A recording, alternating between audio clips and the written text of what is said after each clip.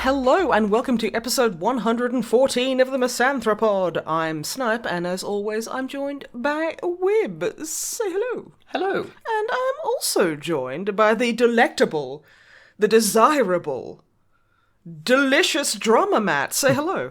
Hello. I don't know why I had to give you a weird intro like that. How are you lovely gents doing this fine evening? I'm doing alright. You doing alright, Matt?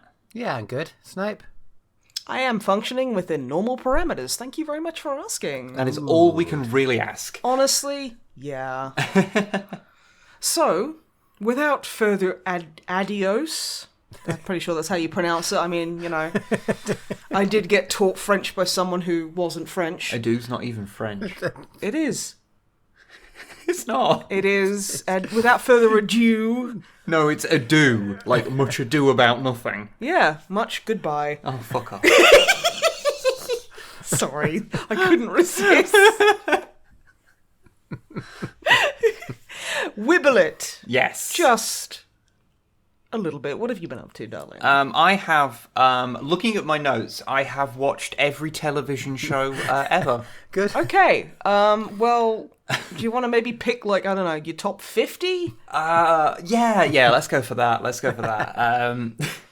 So yeah, I have just, over the last couple of weeks, I didn't really realise until I wrote it down, like, I've just been through a lot of TV shows.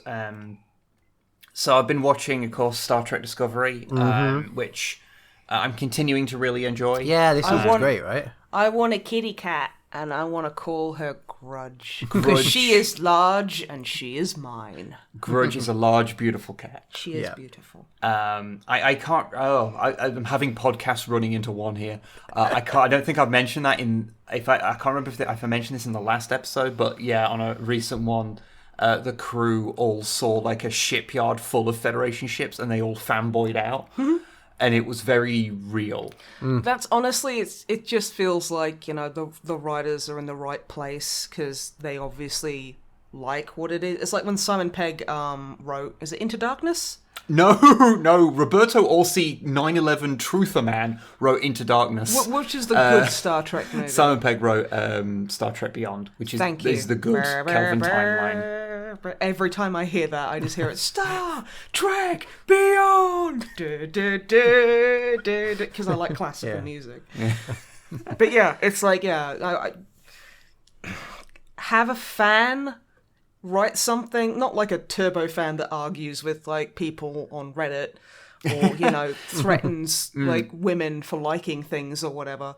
But, you know, like someone who gets it. And it is nice when you can see that one of the writers or, like, the writers just get it. I think you need to have the right kind of fan. You need to have a fan that doesn't consider the thing sacred. Like Rian Johnson, yes, like, The Last Jedi is the best Star Wars movie. Fucking fight me.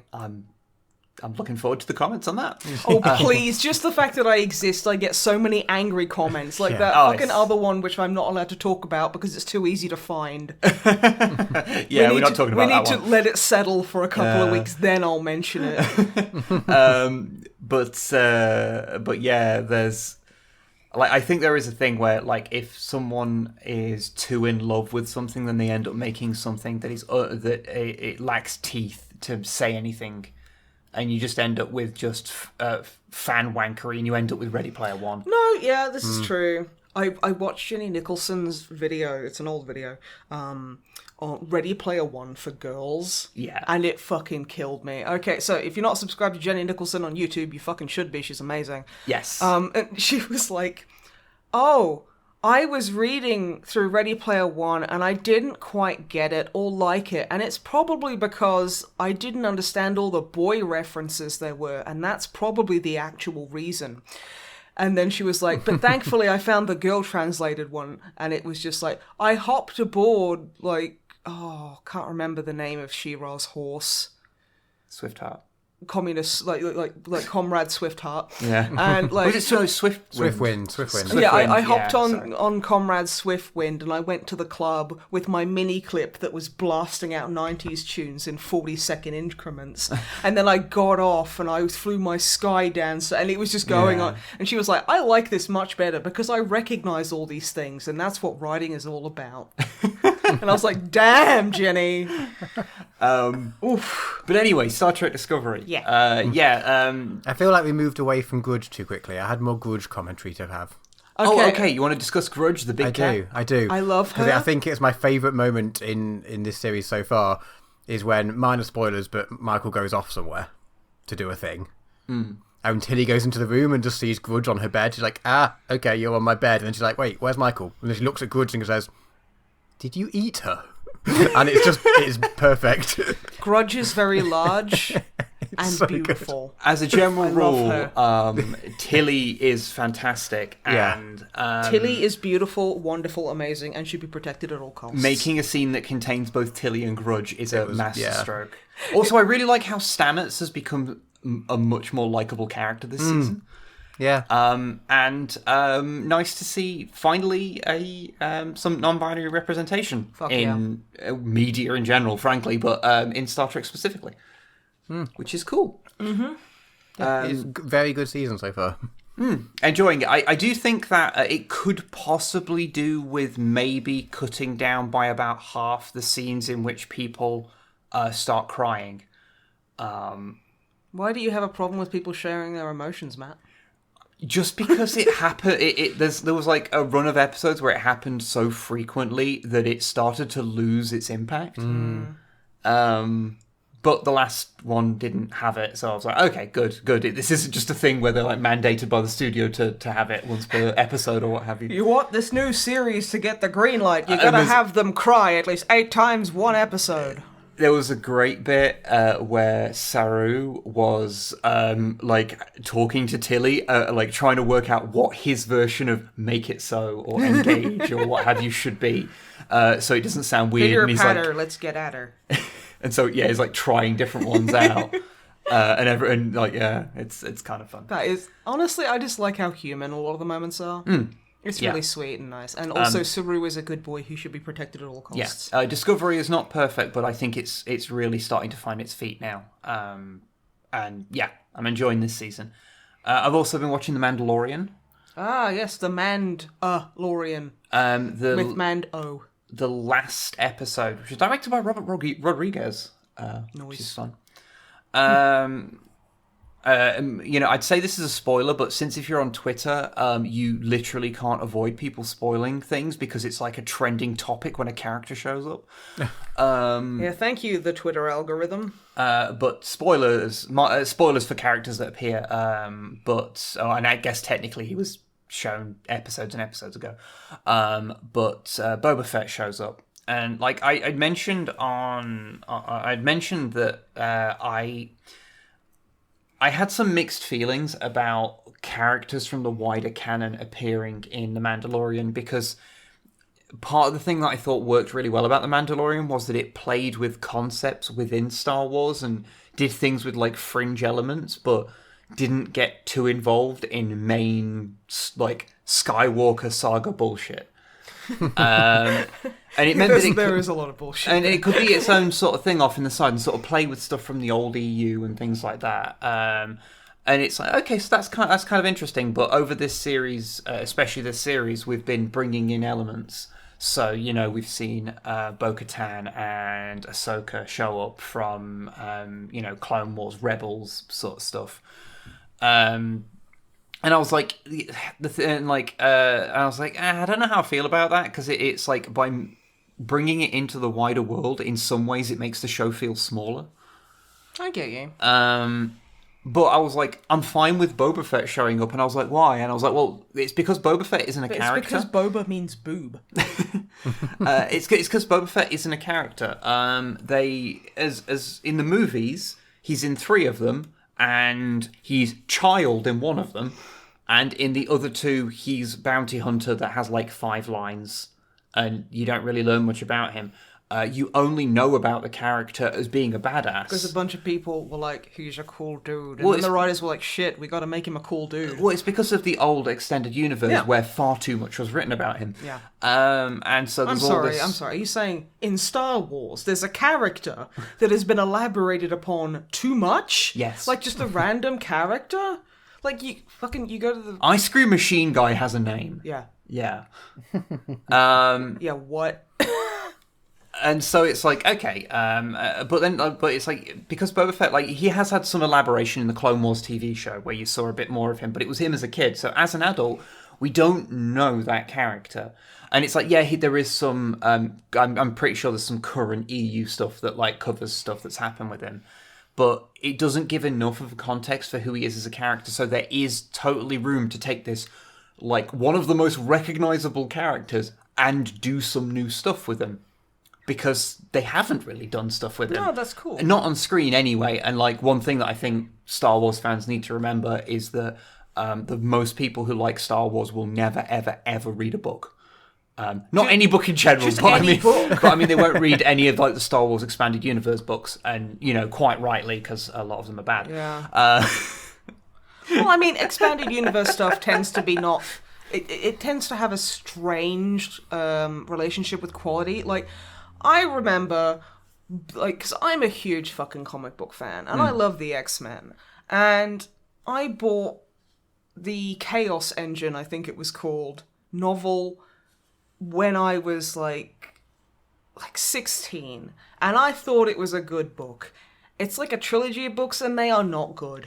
My favourite part from those trilogy, that trilogy... you read it, didn't you? Yeah, I read it. My favourite part about that trilogy is when, like, halfway through one of the books, the assistant to, I think it's the Red Skull... Red Skull's, like, I don't know, fucking dog's body? Yeah, it's like his lead henchman. His name changes from, like, for the sake of argument, like, Tim to Henry.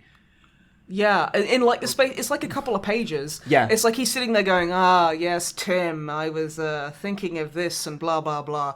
And, you know, it carries on and he's being evil and being a Nazi.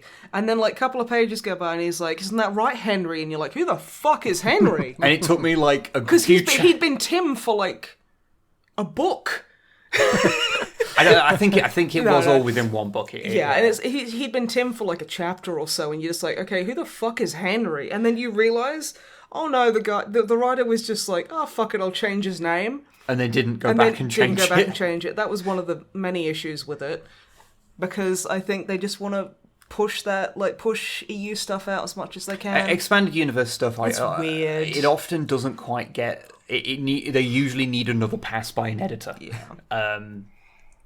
That doesn't mean they can't be amazing books, but I think sometimes... I mean, I loved them as a kid, but, you know, so... Yeah.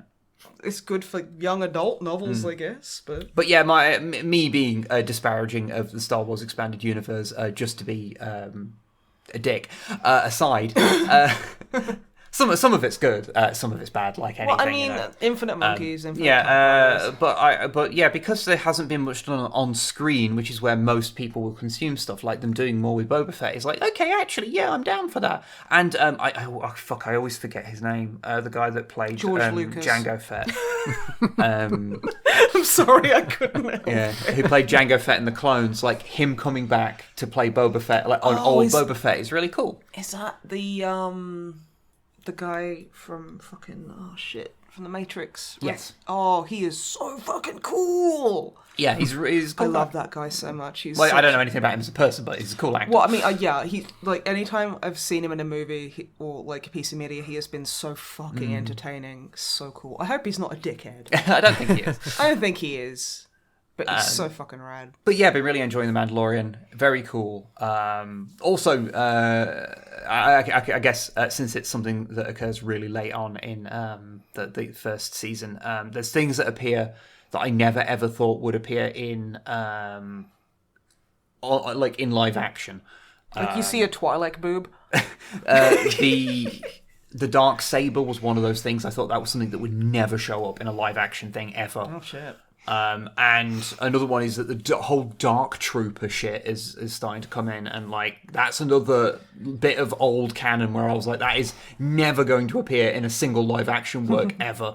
and then it shows up, and I'm like, fine, Well, cool.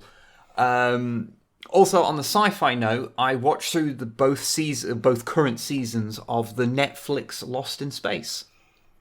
is that what everybody wants to do? A Seki Weki with the robot? You said this to me when I first started watching it, and after seeing a few episodes of it, I think my words were, if someone wants to fuck that robot, they definitely belong in horny jail. Okay. Because I don't get it myself. I don't get it myself, especially because the robot's very childlike. You see, that's my problem. That's that. It's like, oh yeah, you want to fuck a monster? Fine. You want a werewolf boyfriend? Okay, just whatever.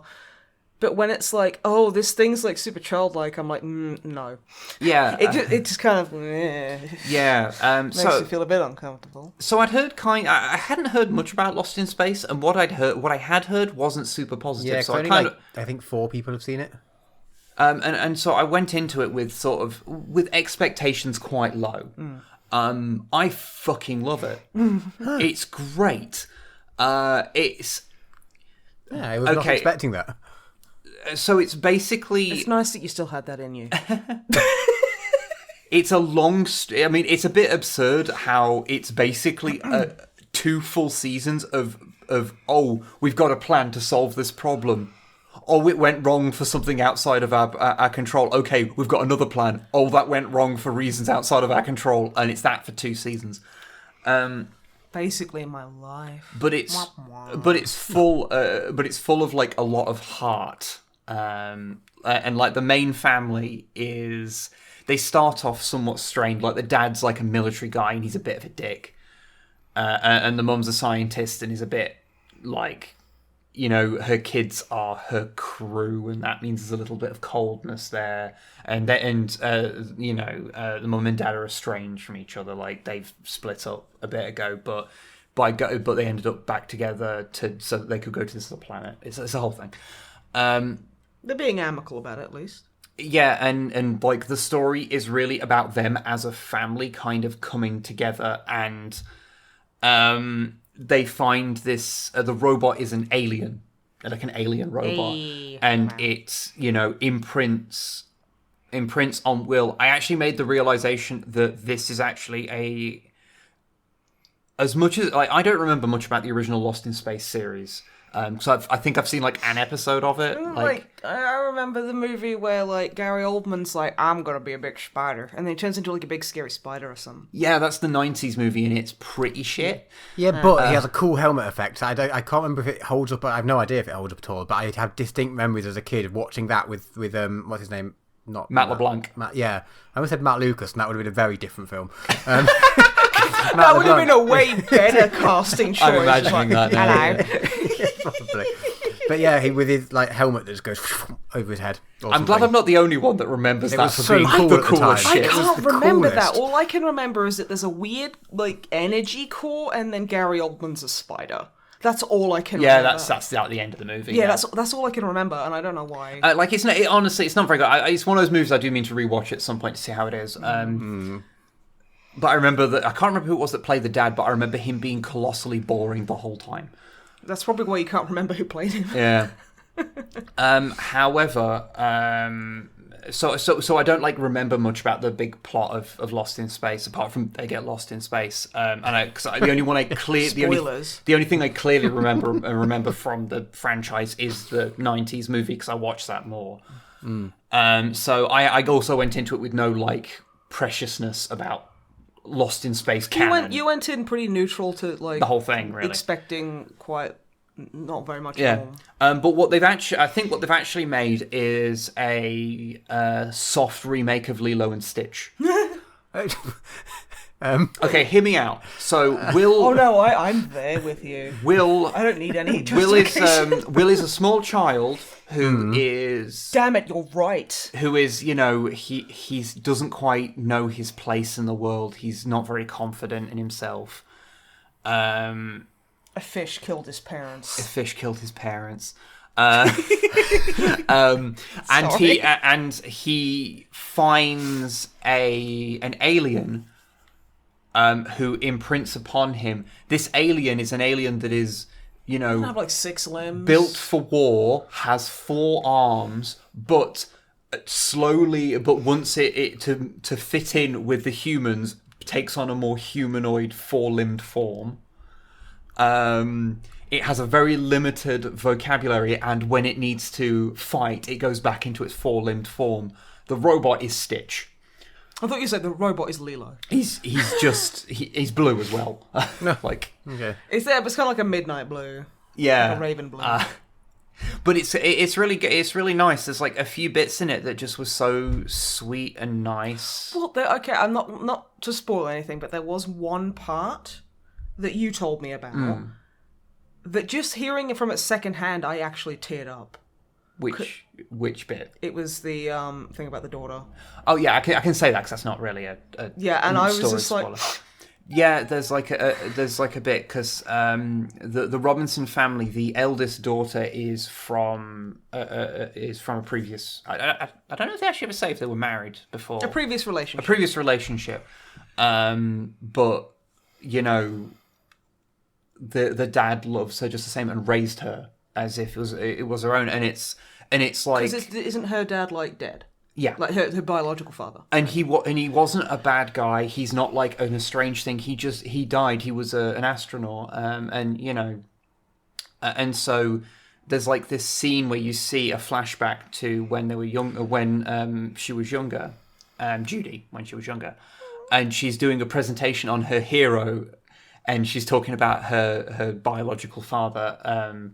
You know, he died before I was, before I was born, but, you know, he's my hero. And then at the end of the presentation, and the teacher's like, okay, that was lovely. Now we're moving on. And she's like, no, I've not finished. And then turns the board over. And then and Nain is like, and now I'm going to talk about the dad who raised me. And it's just like stuff like little touches like that from the past. And it's like, just really nice. The fact that she is, an adopted daughter isn't like a sense of tension. It's just this is this family, and it's just portrayed in this really kind of just nice light. It's never. I love don't know. how it's like, because like you see in a lot of media, like divorce or anything is always portrayed as like this horrible, crushing thing. And don't get me wrong, it is for a lot of people. It's a big horrible thing for a lot of people. But like, also there are a lot of people who were just like, we got married real young, and yeah, but they didn't divorce. He died. well, you know what I mean. But I'm saying that kind of thing. So in a lot of other pieces of media, it would be like, what's her name, Judy? Yeah. Like Judy would be like, "You're not my real dad. You'll never be him. You're a replacement." And it's basically just like you say, a source of tension, which is, let's be honest, fucking tedious. And it's just sweet. And it's like, yeah, it's sad that her biological dad's dead, but the fact that he's like, yeah, no, if you want to do a presentation on your hero and have your bio dad, that's amazing. You do it, honey. Yeah. And it's just like, that is so fucking healthy and adorable, and I love it. Like, because you see the dad not being like jealous of this He's just presentation. like, He's yeah. like egging her on, like while she's doing that's it, and that's it's fucking perfect parenting, and it's fucking so cute. And there's so many bits with the robot that are just adorable. Like there's this one bit which I will spoil. Just it's not a big story point, but like, because they're not sure about the robot, about how it's going to be like interpreted, because they don't really know its motivations, because of course it can't really say much, and for like a while the only thing it says is danger, Will Robinson. It kind of had to. But like the Robinson kids are all in a cave for the night, and one of them writes on the wall, the Robinsons were here, and has this like little speech about like, now I think I finally understand why cavemen drew on walls. It's a way of saying that I was here, like that I existed. And all the kids like leave a handprint on the wall, and then during the night one of them wakes up to see the robot kind of walk over to the wall, put his hand in like the clay they were using, and then put his handprint next to theirs. That's really sweet. Like, yeah, the robot's adorable. Yeah. And it's I don't know. It sounds like they've taken a very interesting new direction. Yeah, it's like I say, it's a bit absurd, like the amount of like nonsense they have to deal with and how it's just non-stop, but like it's really buoyed by these really like nice characters. Like you want to just exist with these characters. My only critique of it is I would prefer if there were more episodes where they had kind of downtime so that you can just see them existing. Yeah. Also, there's a lucky chicken in it called Deborah. I love Deborah. So, that's all we you really stan need to know. a poultry queen. And yeah, there's a lot of other stuff I don't want to spoil. But yeah, if you never gave it a shot, give it a shot. Because I think it's good. Do it for Deborah. Do it for Deborah. Because she is beauty and she's grace. She's a chicken in outer space. I feel like you've said that before. There's also a bit. Probably. There's also a bit where in a life or just post a life or death situation, some of the main characters are intaking helium, and so they have helium voice, and it's great. Also, I watched through the new Animaniacs. Right. Okay, I have a question, but I need to phrase it carefully. I'm not asking if it's as good as the old Animaniacs. I'm asking if it's as good as I remember the old Animaniacs being. Which is, I imagine, very different. I enjoyed it, but I do have a couple of critiques. And Okay. I want to go back and watch the old ones to see if they are also as relevant with the old because one, I and have if it's no just me idea. growing up. So overall, it is funny. There's a few segments of it that are great. The only major returning things they've done is that they've done all things with the Warners and Pinky and the Brain. So all the other things like Good Feathers and Good Idea, Bad Idea, and Slappy the Squirrel, like those haven't come back. Quite a few of them do Slappy. have cameos here and there. But it's mainly the two kind of most popular ones that they had in there. And I think like some of the segments of it are really funny. There's one called Bun Control. Oh my god, this is so good. It's got so many cute bunnies in it, and it's not a metaphor. Because the only thing that can protect a bun owner from another bun owner is a bigger bun. Yeah, And we don't need bun control. it's so on the nose. And it knows it. It's so good. There's a lot of things. Yeah, like, and it's funny, and the animation's really interesting to see. Like, I didn't even notice that there was like differences in like the character designs, but just subtle extra bits of detail. It's interesting to see. There's an episode with Edward Snowden in it, of all things. Like, that was a weird thing. What? Yeah. like With him voicing a character, or with acting No. in the... Edward Snowden is in it as a character, but it's not voiced by him. I like the completely random just Cyclops on the island who's like, yeah, this is my beautiful island. Everyone likes my island. I like looking at my beautiful island that everyone loves with my two very good eyes. The Cyclops is Trump. Yeah. And it actually leads me on to a thing. My one big problem with the series, like, because obviously, there's some jokes that work, some jokes that don't. That's kind of normal for things like this. Is that so? It does do politics, as the original Animaniacs did, and I want to go back and watch the old Animaniacs to see if I have the same feelings about it. But watching it in 2020, and it was written 2 years ago, so it's going to be a little bit behind the times, but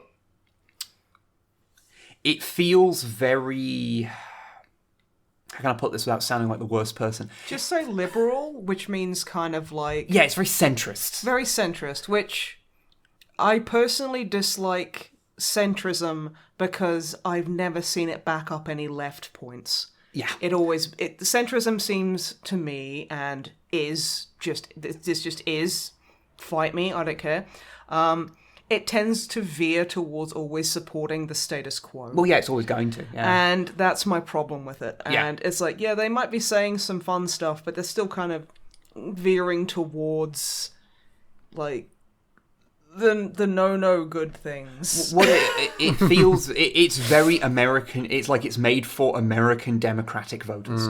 Okay. And people who vote for them because they think the Democrats are amazing, not because they're just like, well, they're not better than the Republicans. alternative. Better than the alternative, but they're still both more right-wing than any UK party. Yeah.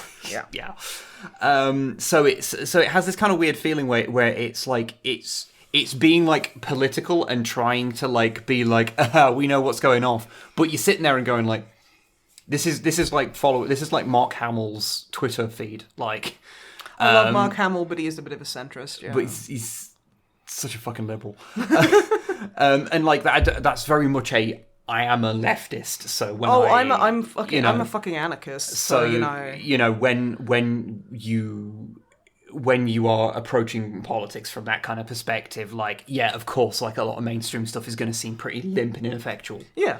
But I don't know, it just kind of, like, it was occasional times where it was just kind of rubbing me the wrong way because of it, because I'm just like, yeah, you're really just bumping up the people that are just as bad. That reminds me. Well, I mean, maybe not just as bad, but, are part of the problem. Yeah, so I was listening to, there's like a kind of, a garbage channel I kind of like guiltily consume. Yeah, I know. Every now and again, how everyone has that one or two channels where they're like, I'll never subscribe to you because you're kind of like shit, but I kind of want something on the background. And you feel kind of bad about it. Yeah. And it's like, it's one where they read creepypasta stories and I don't think they ever get permission. So it's like, I try not to watch them, but like occasionally I just need something on in the background. And there was this one that was like, it felt like it was written by a fucking QAnoner. Oh. Because it was like, it was fine. It was like, oh yeah, so, I was, because it literally starts off with like this German guy who was in World War One, and he has like a weird Groundhog Day thing where every time he dies, he like wakes up and everything plays out the same. And I'm like, okay, yeah, Germany during World War One, that's fine. And then he's like sitting in a bar and communists kick the doors in and start trying to violently convert everyone to communism with their, quote, ridiculous far-left views. And I'm like, oh, shit. It was just using loads of, like, you know, like the dog whistles. Where honestly, it might have been innocent, but it's self-alarm bells. Because it's not like violent communists haven't existed. No, exactly. Like, obviously. And then the main character is like, this is why I joined the Nazi party. And I'm like, okay, hold up. I don't think I back this character up. And then like he's like, oh yeah, I told them where they could shove their red propaganda, and I stormed out. And then all the communists followed me and beat me within an inch of my life. And it's like, yeah, that happens. I mean, I'm not saying that that's never happened. I'm just saying that it reminded me of from Trigger Warning, the fucking John W. Stone or whatever his name is. Jenny Nicholson again did a video on it. William Johnstone, yeah, where it's like, oh, I was reading the university's course list, and all of it was like feminism and modern America and how racist everything is. And I walked past a group of people who had man buns, and they were talking about gender fascism, and it feels like that. Yeah, it just really felt like that. And then because he gets jumped by Antifa. Like actual, like apparent Antifa just jump him with like a gang out of an 80s movie with like fucking like chains. I was just momentarily transported back to Alex Hirsch's calls to the election hotline, where he's talking to Zeus from Gravity Falls and like, I saw this guy and he was in a striped suit. I think he was Antifa. I think he was Antifa, and he was saying rabble, rabble, rabble, and he had a bag full of hamburgers. That's so fucking funny. Okay, I should really get back on things. I've got a bunch to talk about, and I'm barely through it. But yeah, I don't want to say the Animaniacs is bad because of this stuff, but just it's something that I noticed that kind of rubbed me a little bit the wrong way. Occasionally is and I do want to go back and watch the old stuff to see if that still had the same position, because it's just kind of interesting. But one thing that that Animaniacs did do is it referenced Lunatics Unleashed. So I actually watched a bunch of episodes of that as well. I remember that came out when I was at college and we all thought it was fucking hilarious. Yes, because they were trying to make it so... It was basically like fucking the Snyder cut of Looney Tunes. Yes, that is the best way of describing it, is the Snyder cut of Looney Tunes. And it's like... It's this really, like... It's a superhero reimagining of the Looney Tunes, but where they're in the far future and they're superheroes and they all have individual powers like they're fucking X-Men. And it tries to both be the joke. It both tries to be both like a a sort of superhero cartoon show from like the late 90s, early 2000s. The one it reminds me of most is like the Mighty Ducks, if you ever saw that. I don't know why, but I thought you were going to say, it reminds me of the Mighty Mighty Boss Tones, and I'm like, that's not a TV show. Because the Mighty Ducks had a TV series where they were alien... Oh, they were alien mutant hockey-playing ducks. Yeah. Some fucking Canadian shit, and I love it. They were not children who just happened to be in a hockey team called the Mighty Ducks, as the movies were about. Did you guys, like, when you guys were at school, like, there was always, like, around Christmas, like, they would bring in, like, they would wheel in the VHS. Mm-hmm. And, or like a giant TV with a tiny screen somehow, with a on a trolley. Yeah, and like they'd heave it into the fucking classroom, and they'd be like, "Seeing as it's nearly Christmas, we thought you could watch a movie." It was always Mighty Ducks or Cool Runnings. I don't think I ever watched either of those at school. Once we got to watch Titanic, and the teacher had to get up because this was like year 6, so we were like 11. So she had to get up and like fast forward the boob bits, which is fine. But then she missed out the bit where they go down in the lift, and she like does the middle finger, and we all thought it was the best thing ever. Yeah, nice. Sorry, that has just reminded me of like that when you accidentally have something rude happen at school and the class basically cheers. I remember, I remember there was this one time when we must have been like year fucking like 4 or something, like grade 4. Well, how old is that? Like 9-ish. 9? Yeah, okay. and we had like we had to like label the bits on a body. It was like a kind of basic like stickman-y kind of figure, and you were supposed to like label where you thought all the organs were and stuff. And so people were of course drawing dicks on them. Yeah. And the teacher got up very, very flustered and was like, I just want you all to know that the thing that many of you are labelling as a willy is actually called a penis. And everyone just fucking erupted, just like, yeah! Penis! I literally had one of those in my science class where the guy... The sciencer... The science penis, yeah. The science penis, yeah. And the sciencer was talking about, like, okay, so, like, yes, and the anus, and every time and he just, like, in the space of 5 minutes, he said anus, like, 14 times, and we were all, like 13, like, and he lost it, and he was like, okay, class, you know, there's nothing funny about the word anus, it's just a ring of muscles, also known as a sphincter, and it was just very much in that same kind of incredulous. You've and just taught us a new word. It's like, great, now we're going to be calling each other sphincters for the next 9 months, thanks, dude. But yeah, that fucking reminded me, I told you this, and I wanted to tweet it, but it's something you have to hear.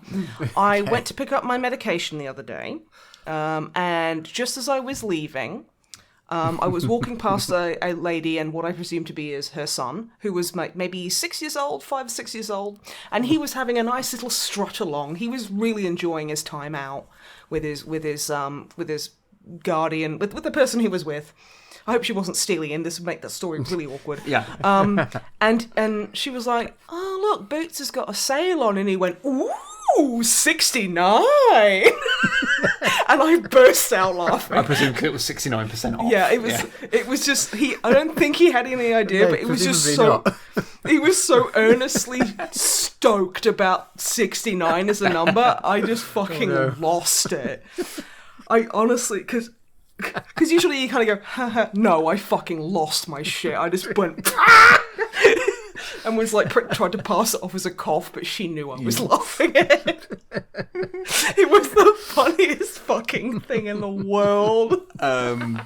But anyway, I'll try and get through my stuff. Sorry. So yeah, Lunatics Unleashed. Yeah, it's like take the Looney Tunes, make them superheroes, and try and have it be a superhero cartoon, but also have them occasionally stop to do Looney Tunes shtick, to like do like the back and forth banter, and I won't say much about this because no one should spend any amount of time or thought thinking about like Lunatics Unleashed. However, it's only about 50% as bad as you think it is, but you should never watch it.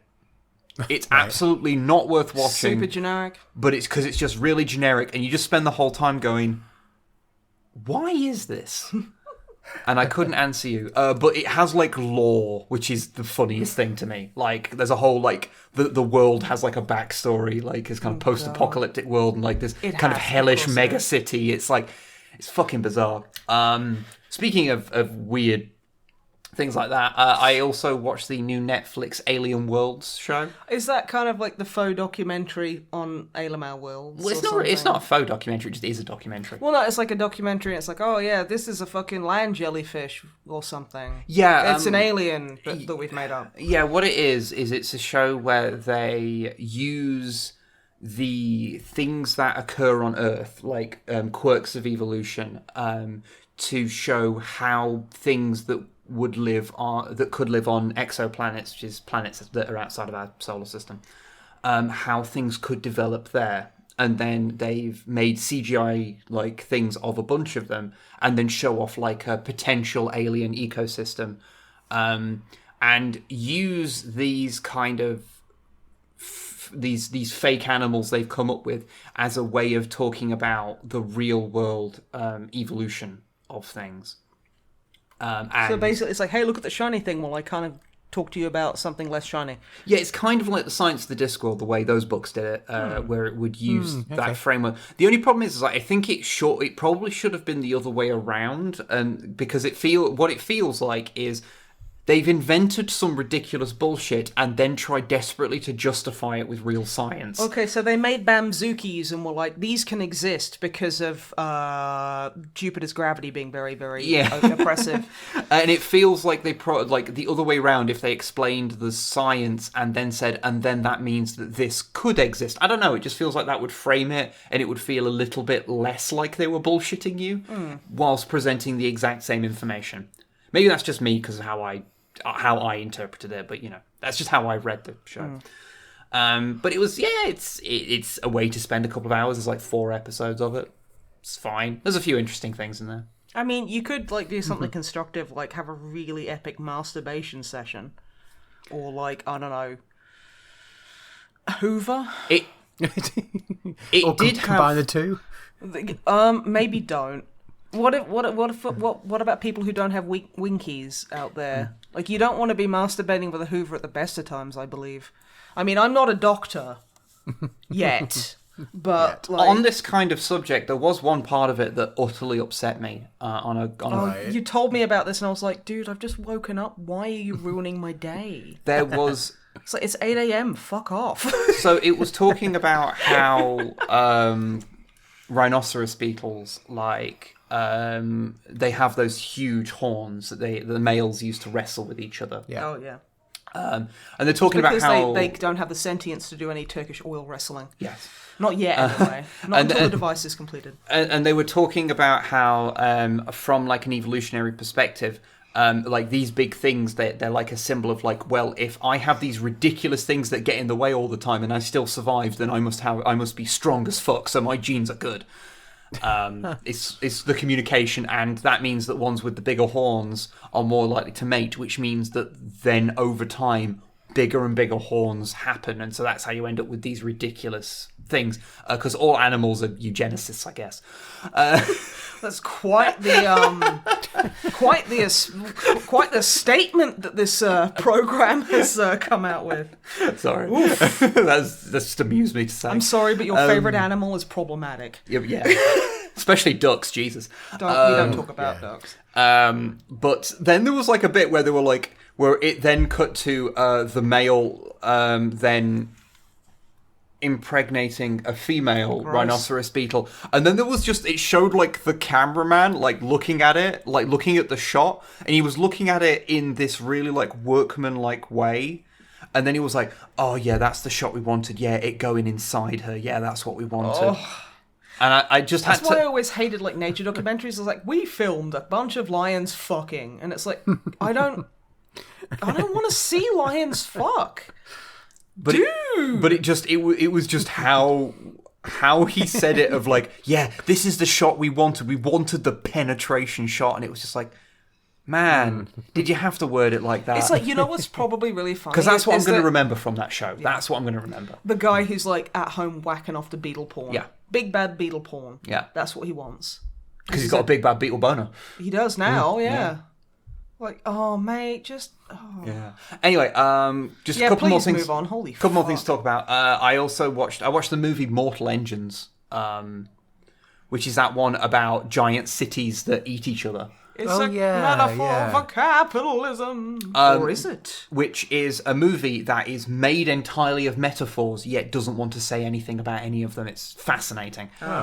They basically, I believe it's a case of what we were talking about earlier, about how when someone who is too in love with a work adapts it. Oh, because it's based on a book. It's based on a book, and they tried to cram in absolutely every. It seemed like I read a synopsis of the book, and like I was looking at things, and you go like, that makes sense in a book where you've got the time to go on a diversion like that, but in the movie, you absolutely can't. It's like 2 hours and 15 minutes long or something, and the entire middle part of the movie is literally irrelevant to the wider plot. Oh, like it has nothing to do with like the actual big thing about the big cities. It's weird, and they changed it from the books thing in ways that made it more confusing and weird. Great. But yeah, it's weird. It is a movie that is made of metaphors, yet is entirely literal. It's bizarre. I know writers who use like subtlety, and they're cowards. It's not terrible. Like I'm not going to sit there and say that I watched it and was like annoyed the whole time. It feels way too long. It's like I could vacuum in that time. Yeah, you could, like, remove a good, like, half of the movie, and with very minor rewrites. Like, the main villain's daughter is at the start and opens a door at the end, and she's in the rest of the movie, but after I finished watching it, I couldn't tell you what she did. If you open that door... So... She, like, half... Not just anyone can open a door, honey. But yeah, you'd think a movie that is, that the main sort of thing in it is a giant mobile version of London that consumes and envelops smaller villages by force in order to take their resources and assimilate them into its culture. God, it's if you'd think that had something to say. No, that's just Polgasari, but with London. London is Polgasari. But yeah, it just kind of doesn't. It's bizarre. Wouldn't recommend, but also it's kind of a fascinating thing to watch of how not to adapt a book. Because it just crams in absolutely everything from the book, or at least it feels like it's cramming in everything from the book, whilst not having the time to elaborate on any of the things in it to make any of them mean anything. It's weird. The last show that I watched was a really weird one that I watched entirely last night, and I didn't mean to watch the entire thing. There's only 5 episodes, so it's not too much. But it was the most surreal and bizarre show that I've possibly ever seen, which is called Centosha Battle Wheels. Nice. And... Where did you watch this fine It's on Amazon Prime. It's an Amazon Prime exclusive, and it was made for Japan. Okay. And, you know... Wait a minute, you're not Japan. That's not for you. And they've just subtitled it to put it out over here. Now, it's a show which, however I describe it, will not be a complete story. Because it is too many things. So basically, the show starts, and... there's basically a castle has appeared at the base of Mount Fuji, and there's a warlord in it, and he is launching a battle against this evil warlord, and they are going to fight each other. And how they fight each other is that they have got a bunch of Japanese celebrities. I don't know who any of these people are, other than knowing that one of them played a main character in a Kamen Rider series. That's all I know. Okay. But they're all celebrities. Although, if you don't know they're celebrities, it takes a while before the show makes that apparent. So that was a bit weird. Because it's like, it's talking about like traits these people have as if I should know them. And I'm like, what? And they all are given a car. Awesome.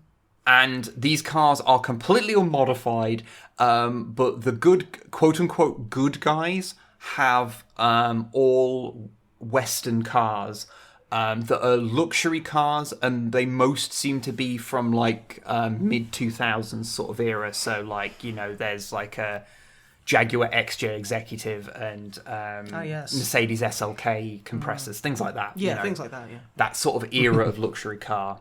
So they're not new, but they're not really old either. Yeah. You still see them driving around. Yeah. And then the bad guy has a similar team, also made of celebrities, with other cars that are all Japanese. Some of them are some of these are quite old, mostly luxury cars, but like one's a Skyline, Nissan Skyline, things like that.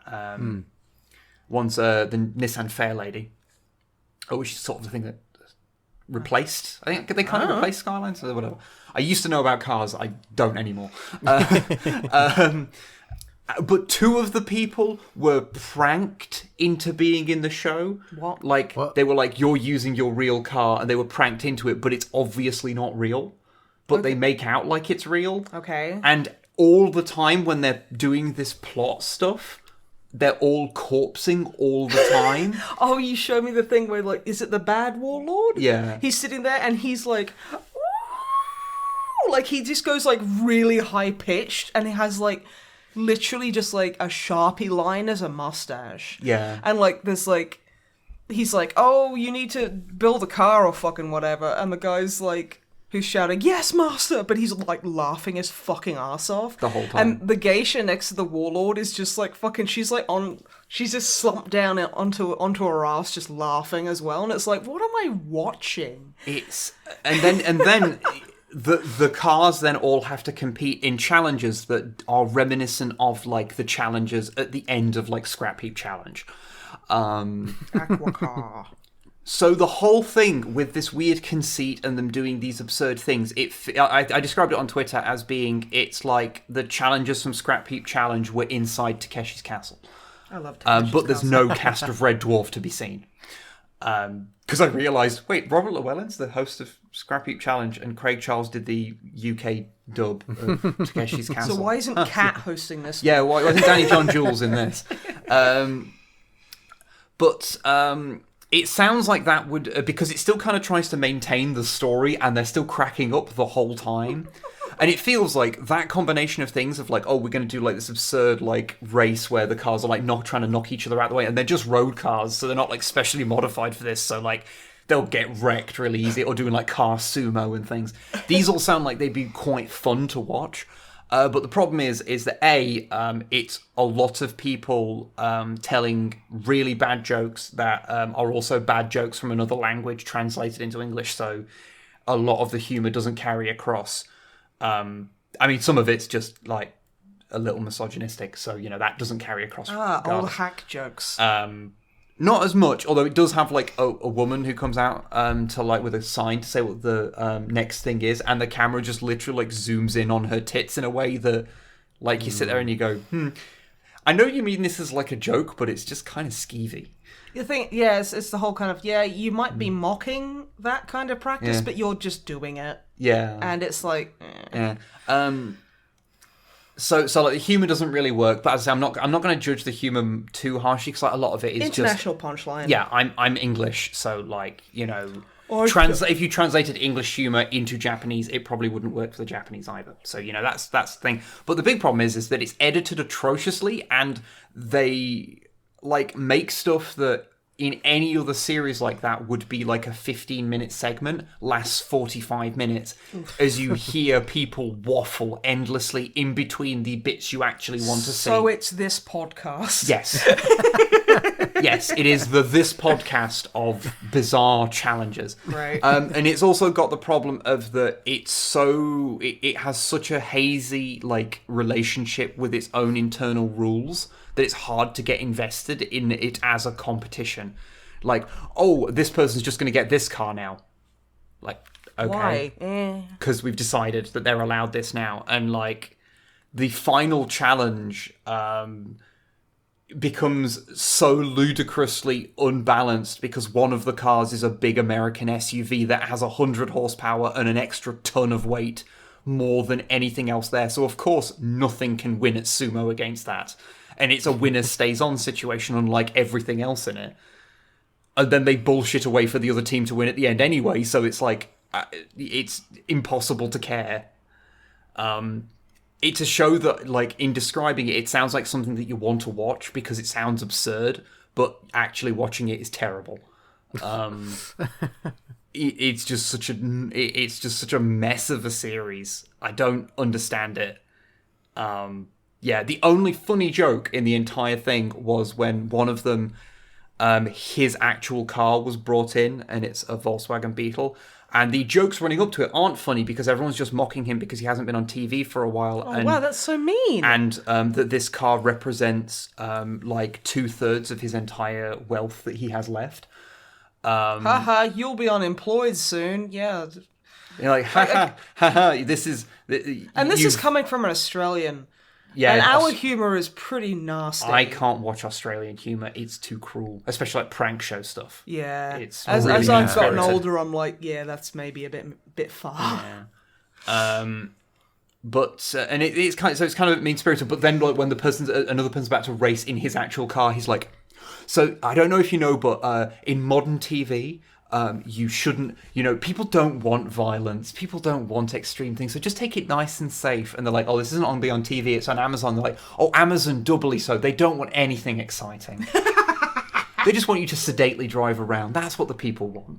I mean, it's worded funnier in the translation anyway, and that kind of works because it's him trying to protect his own car and like him earnestly doing it. But again, because all the things that are quote unquote real happening, it's obvious that most of them aren't. It's just a reality show. But it's reality show rules. Yeah. So it's impossible to get invested in those things because it's like someone says, "Oh, I've just bought this car," and then they'll trash it. But the thing is, they're a celebrity, so like they can make out like this is a big deal to them, but like that they're gonna even if it is their real car and they do really care about it, beforehand they've been told, "Look, we're going to pay for you to get a new one that's better." Like there's a situation like that going on because if it wasn't that, people would be less cartoonishly mad about it and more legit mad about it. Also, it feels really weird, like bunch of like Japanese celebrities owning cars, because like everyone just takes public transport in Japan. Like it's like you very rarely see people like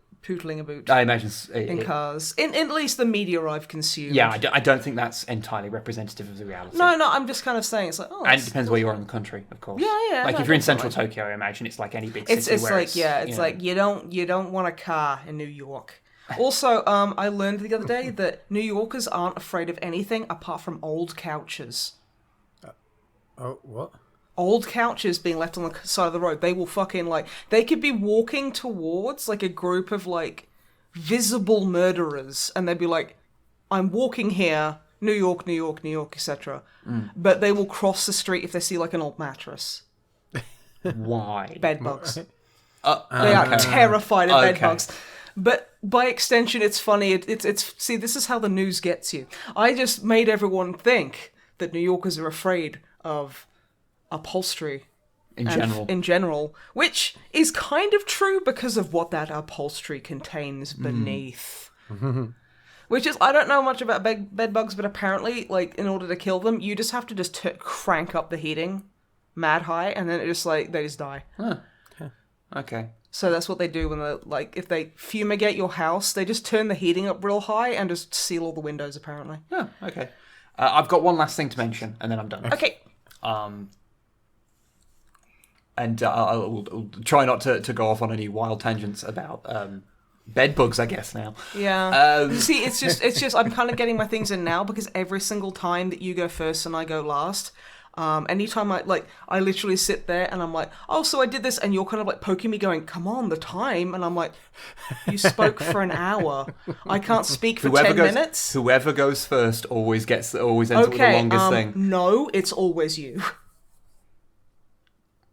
Doesn't always work. Comment below. It does. I mean, I literally have a lot to talk about today. That's why. Wow. Yeah. Like. Okay. That's how it is. All right. If you say so. So talk. The last one is Toy Box Turbos. I bought you that. Which you did, yes. Which is a game by Codemasters, who used to make the Micro Machines games. That were fucking legit. Some sort of rally game. I can't remember what it was called. They made the Colin McRae Rally series. That's the one, yeah. You know, which no later one gives a fuck about. It's Micro Machines. That's the OG shit. Right? Which later turned in Colin McRae later turned into the Dirt series. Oh yeah, about the time he died. Yeah, the last I think the last Colin McRae game that had his name on it was Colin McRae Dirt, and then so Dirt just became its own series afterwards. So it didn't have his name on it. Yeah. But that was it was around the time he died, which came across as a little insensitive. It really did. Although it's just very unfortunate. It's very unfortunate, yeah. But yeah, Toy Box Turbos is by Codemasters, and it's Micro Machines in everything but name. And it's like a top-down thing where little cars kind of drive around, and it's on silly tabletop things. So it's like racing around on the dinner table or racing around breakfast the table, and table. you drive over the butter and stuff. Yeah, and it's like exactly the same rules as the old Micro Machines games. There's new game modes as well, but it's like the same sort of deal. And so yeah, if you're into the Micro Machines games and you didn't try this because it came out quite a few years ago, give it a shot. It's quite fun. I wouldn't say though it's more modern, it doesn't feel as polished as the old Micro Machines games, but I don't know how much of that is nostalgia and just being really used to how those old games handled, and this just handling a bit differently because everything's a bit floaty, and the animations of things all feel very keyframed. Yeah, because it's like more cinematic that way. So you can, I don't know, the animations all look very rushed for things. So they tend to not look a bit smooth. But yeah, it's still relatively fun, and you can find it quite cheap. I got it in a fanatical build your own bundle where you get like 5 games for like £2. Which I love those build your own bundles then. Except for when they're like, build your own platinum bundle, 1 game for a tenner, and I'm like, nope. Not interested in that. I like it because I'm like, I can get 10 games for like a £5 that I'll probably never play.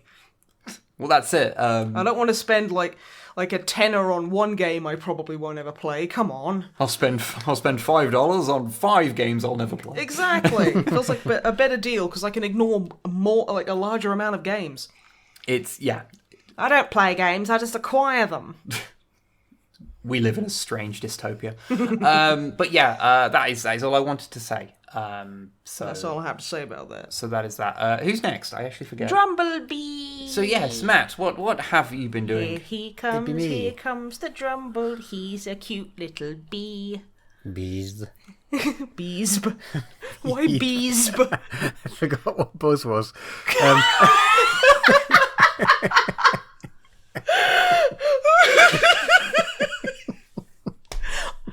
Do you think bees are Pokemon? Bee. Like what? Oh my god. Anyway, anyway. Been watching some TV series. We've spoke about Discovery. It's great. I'm quite excited. I don't know how. Is it going to be another? Because the last season was like in 2 parts, so I don't know if there's going to do the same thing again. I don't know, actually. But either way, for as long as it's going, that's good fun. I actually stopped this podcast. I was halfway through watching the 7th episode, which I think is what we're up to as of recording.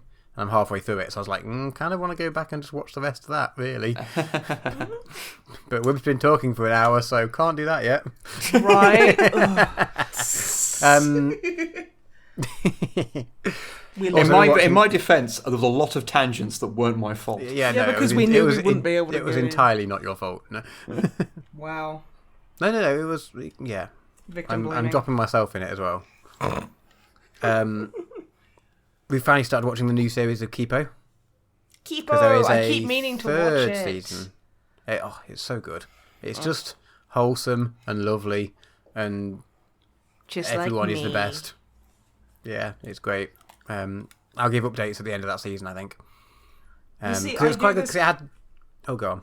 No, I was just saying, I do the kind of thing where I never watch a series when it's like, when people are watching it. And then I'll watch it 5 years later and go, hey, everyone, did you hear? Fucking Agretsuko was pretty good. I don't know why I suddenly turned southern, but yeah. That's my best Yorkshire accent, by the way. Nice. Thank you. Yeah, it's good because the first two series have like an overarching story with a big villain and things, and then this next one it was like, oh, actually, this is like, oh no, the world's slightly bigger and there's more stuff going on, which is quite fun. Ooh. Yeah, it's good. I highly recommend it. I'll give you Nice. my thoughts when we finish the series. Because like every now and again, like I'll just look in group chat and it's like you, Ash, and Sarah gushing about it. Oh, and Ruth as well, just going, it's so good. And I'm like, yeah, I need to so good. watch it. I'm hoping By the way, I just want to make a quick note here. If throughout this podcast you happen to hear any weird bumps, that's because the neighbours upstairs are. I don't know what they're doing, but I think they might be trying to learn to read. No, they were about 15 minutes in. They were arguing. Oh, were they? Real, like she was screaming at him. Oh, okay. Which is like, look, honey, same, but fucking, I don't know, whatever. Yeah. And yeah, the joys of living in an apartment or a flat or whatever the feck. Is an apartment supposed to be rich, hoity-toity talk? Officially, there are differences between what is an apartment, what is a flat. But I have never known or cared what the differences are. Yeah. Okay. Yeah, I don't want to know. Yeah. No. Carry on. Sorry. I just thought I'd mention that because I there's enough of them that I don't think all of them will get edited out. Yeah, fair. And they are shitheads and we do hate them, so, you know. Fair. Where was I? Oh, I've been playing a game. Want to tell us about it? I do. Oh, okay. I've been playing. Yeah. It's a train game. I could try and pretend otherwise, but it's not. On Switch, it's called Conduct Together, and it seems similar-ish to the last train game I played on the Switch, which was called Mini Trains. But that one you had to get your train from like A to B via you lay the track down and try to collect all the people. I can't remember exactly the conceit. And it was a very much, you went through and you had to do each level in a certain time or with a certain length of track or something. And then you got, 1, 2 or 3 stars. And if you did past it, you unlock the next level and it just went on like that. This is a very similar sort of conceit. It's one of those sort of, it's not quite mobile trash because so far there's no microtransactions or that sort of thing. But it's very much here's the core gameplay. And you just get levels that just go on and you just get stars, how good you do on each level. Yeah, a lot of games have adopted this sort of mobile game language just because people are used to it. The Toy Box Turbos has like a star system. Yeah. I first encountered that in Angry Birds. I do blame Angry Birds for the proliferation of that system. Yeah. The best. But it works quite well on this one. So you the point of this is that you don't lay the track. You load up a little world. It's sort of isometric top, that sort of topish view. And it's all like low poly train models going around, and you've just basically got to move a certain amount. There's like 2 or 3 stations on the screen, and you've got to move passengers from one station to whatever colour, they're either blue or red or yellow, I think, or purple. And you just move them from one station to the other, and all you can do is your A, B, X, Y buttons. If you press them, it stops the train that's got a little A, B, or X or whatever label on it, and then you can use the D-pad to change points. And that's all you can do, and you just got to do it. But it's weirdly addictive. It's one of those ones where you're like, oh, that was pretty good, but I only got 2 stars. And it's like, yeah, it's one of those ones where you get so stressed doing the level and you get so annoyed, and then you finally do it and you get a few seconds of relief. You're like, yes, I've done this level, got 3 stars, it's great, right, next level, back to being annoyed. It's exactly the right level of that just to keep you engaged, and it's so annoying, but I love it. This feels like it's a gateway into S&M. I'm gonna be I feel that Conduct Together is an insidious BDSM game programming our youth. Yeah, quite possibly. I mean, honestly, there's nothing insidious about BDSM. I'm just making a joke. But it does sound like maybe you just fancy a bit of a flog. Well, yeah, it depends as long as I get that few seconds of relief every now and then. Well, I mean, that's between you and War Master Ruth, you know what I mean? But can't come to the phone, I've been tied up by my balls. I've been shibari'd so hard. I don't want to Google that, do I? It's actually pretty gorgeous. It's a Japanese rope play with all these. They like. It's actually very beautiful. Like the way they kind of like. There's a loads of different rope patterns and stuff, and it's very pretty. It's also porn, so Google at your own risk. But it is inherently quite, I think, very aesthetically pleasing. Okay. It's very, very fun. I can barely tie my shoelaces, I don't think.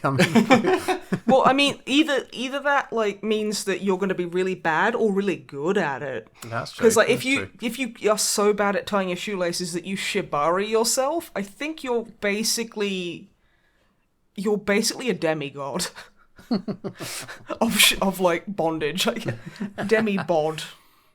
No, you know, I tried something and it didn't quite work, but that's okay. Anyway, tell me about your sadomasochism train. So you start off, and I can't remember what the first train is you start. It's like a fairly generic train, but every time you finish like a zone, and a zone has like, I don't know, 5 or 6 levels in it, you unlock the next zone, and then you get a little prize you unwrap, and a little toy, like a train model train box appears on the screen, but without a window in it, so you have to like tap to open it. It's sort of loot box style, apart from it's not random each time. It's just you get a reward for the end, and you get to pretend you're opening the train box, and then you get. But it's like they're based on real trains. So the first two, for example, the first train you unlock is the Mallard. So excellent 1930 something, early 30s, blue steam train. Like if you see this picture of a train, you'll recognise it, even if you're not a train person. It's like have you got a train? Is there a Flying Scotsman in there? Not yet. I don't know. So the first two, the Mallard, and then the second one, 1972 stock London Tube train. Oh my god, I'm sorry. It's you just two like, are this is grandpas, perfect. and I think it's so fucking cute. It's so good. And then basically the trains that you use on those tracks, you get, it's like however many trains are running around the thing at once, but they're all just whatever train you want them to be, and of the ones you've unlocked. Okay. Which is just glorious. So I kind of want to keep playing because I want to see what other trains you unlock. Get the Back to the Future 3 train, because that train is fucking gangster. That train is pretty gangster. It's so cool. It can fly. Yeah, like that train can fucking it's got flying mechanics. Well, then it's a shit game for twats. I'm sorry. I mean, yeah, but it's addictive. So is cocaine. I've heard. Yeah. I'm sorry, but like, there's a quick aside. Do you remember when my father didn't want Dicko in the house because he psychically saw that he was on cocaine? Yeah, seems which legit. is bullshit, because Dicko's just like sounds that. like something someone on cocaine would say. What, me or my father? No, your father. He was probably on cocaine. This was the kind of person where he basically at work he took like a fistful of like he didn't even know what drugs they were. He just took a fistful because he had one and then nothing happened in 5 minutes, so he ate the whole bag. Which is, I think... Then he woke up in the hospital like 3 days later with a fucking tube in his mouth. Yeah, well, but he's exactly the sort of person who'd be like, "Oh, I don't want this vaccine, though. You don't know what they're going to put in it." Exactly. And then he just eats a bunch of brick dust and fucking rat poison that he's paid 50 quid for. Yeah, he is exactly that person. Yeah, he really is. So yeah, just as a quick aside, have a bit of a laugh at my ex-family. Yeah. I don't know. Those people, what you don't speak to. There's people that I lived with for a bit, but turned out were a bit cunty. Yeah. Just a bit. Yeah. So I packed up my little duffel bag and I went to practice shibari in the wild. You could see where they could see where I went because I've been like fucking hog tying deer and shit. But all the deer were. But it was really sexy. But it was really sexy. Yeah. And all the deer were like. I wasn't sure, but... I'm actually kind of into this. Yeah. It's really hard to get it around the antlers. Oh, no, you don't go for the antlers. Like, that's a separate, you have a little, washing line kind of rope for that one. That's a specific one. But and then you kind of, lash them together. I'm just imagining you just hanging socks on them now, between the antlers. He's using it as a washing line. Yeah, well, I mean, why not? What is there anything sexier than domestic chores? I mean, yeah. Yeah. But, I mean... Yeah. I'm sure that's someone's thing. They're sitting there watching a woman those with the marigolds on. What are the washing squares? They're kind of like a cheese grater, but they clean clothes. No, help me out here. What are they? Washboard. that can't be it. Yeah. It is, because they're more importantly used as musical instruments. So. Yeah. Oh, okay. I never made that connection. Yeah. I just thought it was like, oh, that looks okay. Yeah. So yeah, this is some fucking person like a cheese grater for clothes. It looks like a cheese grater. It's like a fucking. It's like a picture frame, but you rub clothes on it. Fucking stop laughing at me. I make sense. And it's like some guy in the bushes is cranking one out. He's like, "Oh, non-bio, you dirty bitch." Matthew, please tell us what you need to tell us about video games and or TV shows that you have been consuming. Can you imagine like getting mauled by a bear and then it was like, well, we found him covered in fucking like fairy power spray, like with fucking like color retainment sheets around his dong, and he was mauled by a bear. Can what? If you were a forest wanker, like jacking off looking at someone washing their clothes and then a bear gets you, like the police report would be fucking hysterical. Yeah, I guess. If you're jacking off watching someone wash their clothes, are you also washing your own clothes that you're wearing at the same time? Is that what you're suggesting? Yeah, you're getting deep into lore here that was not firmly established that's beforehand. why I'm trying to establish it, because quite frankly, I can't live with this level of not knowing. I don't think this needs this level of backstory. I just don't think that bears like bushwankers who have a fetish for laundry. All right, good to know. Good to establish. This is what's going to get me hate. That is MisanthroPod canon, and let's just go with it. This is what's going to get me hate in the comments, because there's going to be loads of like anti laundrettes, which is what they call themselves, where they think it's like dodgy, and they're going to be like, well, that bear was being violent and stuff. I love the face you're giving me, honey. No, you know how I've been up for like honestly, I have no hours. fucking clue what you're talking about. I faded in now. Right. So what was Dramat talking about? Like wanking in a bush? He was not. I mean, he should have been. He was like not. conducting drones. Yeah. With your dick? No. That's not very sexy. Although, the next game I've been playing, I feel like you probably end up doing it with your dick, given the theme. I've been playing Mad Max. With your dick? Oh, yeah. No, but I feel like that probably wouldn't be too far from the premise. Really? I don't know. I feel like there's just a lot of... I don't know. It wouldn't be out of place. There's a lot of raw sexual energy. Is it Scabrous Scrotus, the villain? Well, I mean, there we go. Yeah. I'm sorry, that sounds straight out of fucking, like... Mad Max? No! It sounds like it's straight out of Ankh Morpork. Yeah, but... It's like, I went to get a pie from Cut My Own Throat Dibbler, and there was Scrotius Maximus, what was his name? Scabrous Scrotius, or fucking whatever, just having a pie, and I was like, oh, fucking hell. He's got an enormous codpiece. Yeah, it's like a big spike. Just full of scabs. Thing. Yeah, Mad Max, I played through it myself. It's pretty good. I assumed it was just going to... When I first saw that it existed, I just assumed it was going to be a terrible, video game of a film adaptation thingy. Like, they're all bad, basically. And yes, there's going to be exceptions, and feel free to... They are all bad forever, but there are exceptions, so shush. But, like, in general, games based off films are shite. So I just kind of assumed that this was going to also be that. But then I've heard, just in passing, heard people mention playing it, and was like, oh, maybe it's worth checking out. So I have, and it's good. I think it's just... so far.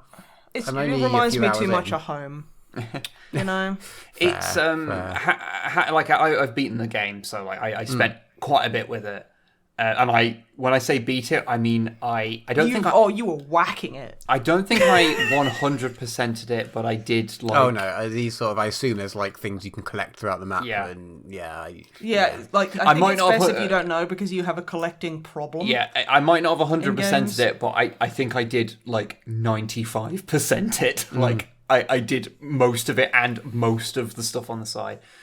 But yeah, I thought it was pretty good. It's a bit samey at times, but that's Mad Mix. But it's fine. I can see that. But yeah, I'm enjoying it so far. It's good fun. I've been playing Switch games for too long, so even though it's not exactly new, it is like a PC game that's got a bit more depth to it than, just conducting trains around or whatever. It reminds me of when James Rolfe, the Angry Video Game Nerd, was like... There was a part in one of his old videos where it was like, oh yeah, this like fucking Atari game I've been playing is fine or shit or whatever, I can't remember. And he was like, so yeah, modern day games probably have like, way better shading, and then it shows him playing GTA 4 and having like a fucking meltdown because he's like he didn't know that they existed. I can imagine that's happened with you. You went from like Angry Birds with trains to like Mad Max, and you were like, it's like looking in to the future. I mean, I actually had the opposite effect. I didn't when it first started loading up. I was like, "Wow, this looks dated already." I mean, I don't know when did it come out. It's not that old, is it? 20 years ago. It's only a few years ago. Yeah, it doesn't look great, to be honest. Yeah, it's not amazing looking, but I think it does have an element of stylization that means that it's like not really a big deal. No, it doesn't affect me enjoying it. It's just, yeah, there you go. I played a real game, but more importantly, I played a conducting train game, which I've enjoyed more. Oh, and I finished Pokemon Let's Go. This isn't in my notes. Which is I always forget Pokemon Let's Go is a thing. Yeah, well, I mostly got it so I could get Melmetal in Pokemon Go. Honestly, it's not really worth the investment if you have blue or red or yellow. It's really not worth the 30 or 35 quid or whatever I spent on it. I was kind of hoping for a bit more, to be honest, but I mean, I knew going into it it's a remake of those with updated graphics. Like, I knew that, and I still went for it. Probably wasn't the best choice financially, but well, I mean, fine. That's how like they get you with nostalgia and shit. So I have about 900. I've evolved a Melmetal, and I have like 900 Meltan candies. So if you want a Melmetal at some point, go on. Next time we're allowed to meet in person. I just caught a Kyurem. It's like an asymmetrical angry ice Durgan, and he's good. And I just think he's cool. And did a raid and got him, and I was very happy. Nice. Because like they've made raids harder. What I like is how because you've said the word dragon incorrectly on purpose for so many years, you in casual conversation refer to them as Durgans and expect everyone to understand what you mean. And yet everyone did. I mean, yeah. I mean, Matt did because he's heard you say it before. Oh yeah, because I've known him for like 15 years. But Matt isn't everybody. I know he's everybody to me. I know he's our world. I laughed so much my headphones flew off. Hang on. There we go. How the fuck do you breathe out of your ears? No, I rocked my head. That's why Ruth's with him. Sorry. Wow. See, that's gross, but well done. Where were we? You were criticizing my repetitive use of idiosyncratic language. Yeah. Yes. I can't not say penguin now. I've heard too many people say penguin instead of I penguin.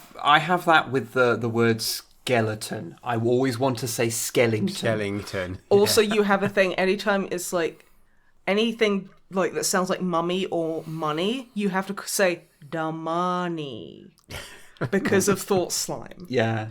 It's like when we did the video on the mummy, he kept going like, okay, so if you could watch the mummy and take some notes, and I'm like, why are you I bet that didn't get old at all. It's like, alright, but yeah.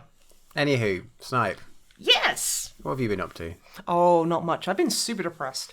It's I like to be quite open with my mental health struggles, because so many people go through them and it's never a thing to be ashamed about. Just been having trouble because, Rona keeping you indoors and stuff, and there's the whole stress of watching other people not adhere to safety measures is kind of super fucking stressful as well. Very basic safety measures that don't take any effort at all. Yeah, I got shoulder barged by an old woman today, and I'm like, girl. And of course, the fucking mask was around the bottom of her mouth, and her nose was stuck out. And I'm like, oh, I freaked someone the fuck out. So I am I'm COVID free. I have been tested. I don't have the COVID. And there was this woman who basically she rubbed her shoulder on me and kind of walked around me like we were almost waltzing, as a kind of to be a fucking jerk at me. And just as she did it, I put my hand in the corner of my in the crook of my elbow and just let out this really horrible forced cough, and it made her jump, and she turned around and was like and was so angry at me, and I was just like, Yeah, what? Fucking deal with it, Barbara. So I'm not going to give her... And I did cough into my elbow, so I'm not a douche. But they don't like it when you do that. Which is really funny. But yeah, just... Ugh. That aside, I've been having a little bit of trouble with motivation. So I've been kind of like... I've been playing The Sims. I got Snowy Escape, which I mentioned ages ago, which I've been having fun with. I have, however, very, very kindly gifted me the money, a big titty goth girl. She gave me the money to buy Terminator Resistance, which is... Okay. Oh, it's good. Oh, I've played like a couple of hours of it, and shock horror, Terminator 2 is probably my favourite movie of all time. I fucking Really? love I that don't think movie. you've ever mentioned it. Really? I I don't think it's know, ever I know. come up. Like, I barely ever talk about it, but it's true. Because I'm an 80s action movie fucking weirdo. I love that stuff. And I was talking about it on a stream with Longfang. Just commenters, we know that movie was made in like 1991. No, it was 1992, 1993. Yeah. Hence the 1993 Galleria weapon in Far Cry Blood Dragon is a direct reference to that, because that's where where Austin, the T-1000, is referred to like by those two girls on the side of the street where to go find John Connor. But yeah, so we know, don't worry, it's just of an 80s heritage is what she means. Yeah, because Terminator it came out in 1987. The Terminator. Fucking great movie. Anyway,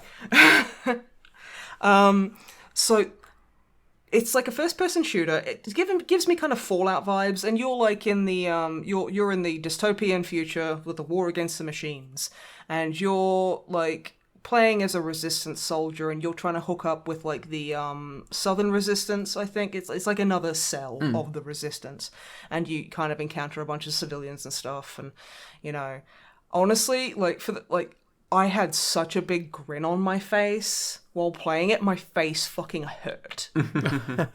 When's this game from? Side to jump in. Oh, it's like I think it's like a year old or something. Oh, okay. Yeah, It's still pretty new. I feel like it came out earlier this year, but also 2020 is a year in which... 2020 has 4 years lasted ago. 7 years. 2020 is simultaneously a month long and a century long. And Yeah, it's hell. But yeah, so it's still pretty new. I mean, the character models they don't look fantastic, but oh my god. It's not a AAA game, It's though. not a AAA game. Right, okay. But I mean, the music is perfect. Oh, nice. It is perfect. It's like when it first starts, because I was like, okay, I'll boot it up, and it just starts with a boom, boom, boom, boom, boom, and then and I was like, at that moment I was just so hyped, and I was like, shit, it's got me already, and like. Well, I know because it turned you into what's James her name? James Mansfield. Mansfield. Yeah. I can't go that high. She's way higher than I am. And no, we don't mean Jane Mansfield. We mean James Mansfield, the adorable cutie pie drag queen who was amazing. And like, it like starts off and like, you wake up and there's like a fucking T-800 like standing over you, and I was like, oh my god, there's a T-800 standing over me. Oh my god. Do you think I could befriend one? No, probably not, but that's okay. Also, one of my favourite things about the T-800's model is that they just have a cast of Arnold's teeth. So it's like a perfectly chromed thing, and then, because this is with the infiltration unit, because the T-800, like, sans, like, the cyborg parts is just, it's got, like, metal teeth and everything. Yeah. Whereas, like, the actual infiltration units have actual, like enamel on their teeth, so which is why in the end of like the first Terminator movie, where it gets all of its fucking flesh melted off, it's still got like proper human teeth. Yeah. Which there's like on the menu there's like the classic picture of like the bare bones of the T-800 just glaring you down, but it's got like enameled teeth, and I was like, oh, it's so good. But yeah, it's actually quite difficult. It's like you were fighting Terminators, It's that kind of thing. There's HKs, those flying kind of like booster drones that go over the battlefield. They're referred to as HKs, hunter killers. You gotta wander around those. There's like a spider drone. They've got like spider scouts, which they're not from the first or second movie, so, you know, and there's only 2 movies, which is really interesting, but oh well, weird that they never did anything else with that. Probably nothing. Dark Fate's alright. I've heard Dark Fate is fine. I've But I've also heard it's terrible from different people. So I've heard Genesis is appalling as Yeah. well, which is like no shade on like Amelia Clark, but I'm sorry. One question I do have Yes. about this. From what I've seen about it, it looks like an unholy marriage between Far Cry and Fallout. Yeah, that's a pretty good. Yeah, from what I played so far, there's a bunch of quests. It's kind of a bit open worldy. I haven't gotten too far in it. But yeah, and you can like choose to do certain things, like there's a Fallout kind of like role play thing of like every time, like the first few times, it's like, oh, we can't stay here, like, but there might be some survivors, and I was just, and it just comes up, your choices matter, and I'm like, that's such a joke. I mean, admittedly, like if I look at a game that is graphically not cutting edge, but is set in a city that has been nuked, my brain just looks at it and says Fallout. So, Well, it's like Fallout. I'm obviously going to make that connection. Well, it's like Fallout, but good. I am coming out. I am spitting some fucking controversial shit. I have never I played... don't like Lord of the Rings. Someone literally commented on an old podcast where you said that, like... Get really mad at me? No, they weren't getting mad at you, but they were just like, I can't believe you said that. I know. Got like, that was like 2 days ago we got that comment, so that's why I noticed it. Also, I did shock Stream Chat the other day with a horrifying confession, and I'm going to confess it here so it's recorded. Okay. Is everyone ready? Is everybody fucking, like, braced? Yep. I'm holding my headphones on. Go on. Okay. When I pull off the lid of a yogurt, I don't lick the top. What the fuck is wrong with you? What? Why? Because it's gross. I scoop it off with a spoon. If it's gross, why are you eating any of it? No, it's gross to just start licking a slab of alfoil. It's yucky. But you're not. You're licking the yogurt. The yogurt. No, I'm licking it off a fucking, like... And if you're licking it off metal, then that's the same as licking it off a spoon. Yeah, but that's what a spoon's for. I love how that's the most, like, you guys are genuinely... Yeah. No, it's not. The primary purpose of the lid is to be licked off, and the secondary function is to hold the yogurt in. No. Yeah, I'm with you, Matt. I'm with you.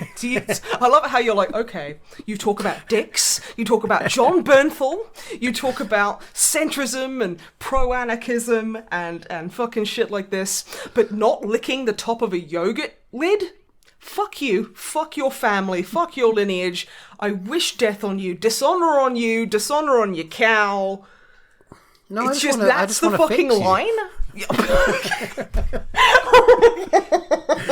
Like this is like a problem that you have, and you're wrong, and you need to be fixed. It's yucky though. It's like I mean I don't really eat that much yogurt. It's like, yeah, of course you don't, because you're missing a load of it. It's on the fucking lid. no, it's like I eat like skyr and stuff, so it's like really thick, kind of like Icelandic style. So it's basically just like jelly. So I just scrape it off the lid and then chuck the lid away. And there's bits left on. I love it how genuinely heated you both are getting. You're like, okay, this is where I draw the fucking line. This is it. This is what MisanthroPod is over now. We can't work with you anymore. I'm a filthy, like, I don't want to sit here being lectured by 2 filthy lid lickers. Oh, lid scraper. Till I die, motherfucker. Till I die. Anyway, Terminator Resistance is really good. Please, in the comments, let us know if you are a lid licker or a lid scraper. I'm a scraper. We want to know what our demographics are, and, so we can ban a bunch of people from the channel. And if you are a lid scraper, we are going to ban you from commenting. I've just been banned from my own fucking channel. This is fucking violence. I will not be censored. It just feels gross to lick the lid. The thing is, I'll do it with my plastic fruit cups. Oh, so you're an inconsistent lid licker. The worst kind. I am the centrist of lid licking. Anyway, the music is fucking perfect. They have the music spot on. They have a lot of the cues from the first and second like movie soundtracks. Like obviously they don't use too much of the first like movies because it is very kind of like just fucking someone face rolling a Casio keyboard. There is some very of the time, very of the time. One. Yeah, but the thing is, there's like okay, so like the menu music is like the do do do do like the classic Terminator theme. It comes in with like this hair metal guitar solo, and I was living. I was like, I'm changing my keybinds, but I just want to sit in the menu and listen to this this slaps, dude. Holy shit. And like there's like the downtime when you're like kind of, you drive out on a bus to a less populated area and there's like, it's still got the kind of like Terminator kind of feel to it where there's like, but it's sort of sound alike music. Yeah, it's honestly, it's really good. And the soundscape, okay. So one of my favorite kind of things is you get that when like there's shots of the future in the Terminator. Oh yeah. There's like that weird kind of like the drone. It's very oppressive, and you get that. And then like there's the like the plasma rifle like noises, and I was oh my god that was fucking amazing. That was sending me. It was perfect. Honestly, I just spent the first like hour of it just going. I love it. But yeah, like the character models are a bit, but honestly, I don't care because I'm not there to look at people. I'm there to shoot Terminators. There is like a RPG kind of like you have like level up scores and you can put them into certain like chains because that's kind of the Fallout thingy kind of coming up again. The combat's really hard, which would be. Is it very heavily like stealthy kind of based? It can be. It's kind of like Deus Ex. With the like the new one with the light effects in it. What is it? Mankind Divided and the other one. The other one, yeah, the first new one that came out. How it was kind of like you could just go in guns blazing, but you needed to be Human Revolution. I think so. Yeah, that sounds about right. Yeah. You kind of have to go into it like gearing yourself for that. So it feels a bit like it's just that kind of thing. It's like I'd say it's more like Prey because everything can kick your fucking ass. Like the new Prey, not the old Prey. No one thinks you mean the old Prey. No. But yeah. So which is like, it's kind of frustrating, especially coming out of like playing Destiny 2, where you are just a murder machine. And it's weird when you die, to being like, oh yeah, if you shoot at a T-800 with an Uzi, it doesn't do anything. Because it just fucking doesn't. It's like, it's like you can wear one down with that kind of stuff, but you aren't really going to do anything about it. And if it's got like, if it's got like skin on, then yeah, you'll chip that off, but that's about it. But yeah, you can get pipe bombs, like Carl Reese teaches Sarah Connor to make those, before the fucky wucky. Which honestly, I want to walk down, we got to renew our vows. So I can walk down the aisle to the sexy Terminator theme. the theme Terminator theme like, of love. On the slow piano, yeah. But yeah, no. It's got a lot of attention to detail there. I think like my biggest problem is that the main character's super generic, but like whatever, I don't care. I don't know why, but are they a short-haired white dude, or I haven't seen their face, but he's definitely a white dude, and you can tell by the way he talks. He's got brown hair. Yeah.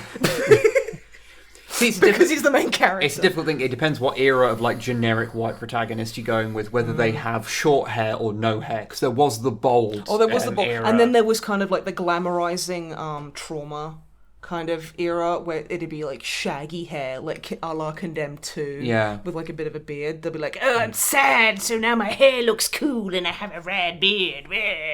My wife is probably dead. I don't fucking know. You get into the sad dads sort of okay, era. But like sad dads are super hot. Sad dads is a better era. I fucking love it. Sad dads are super hot.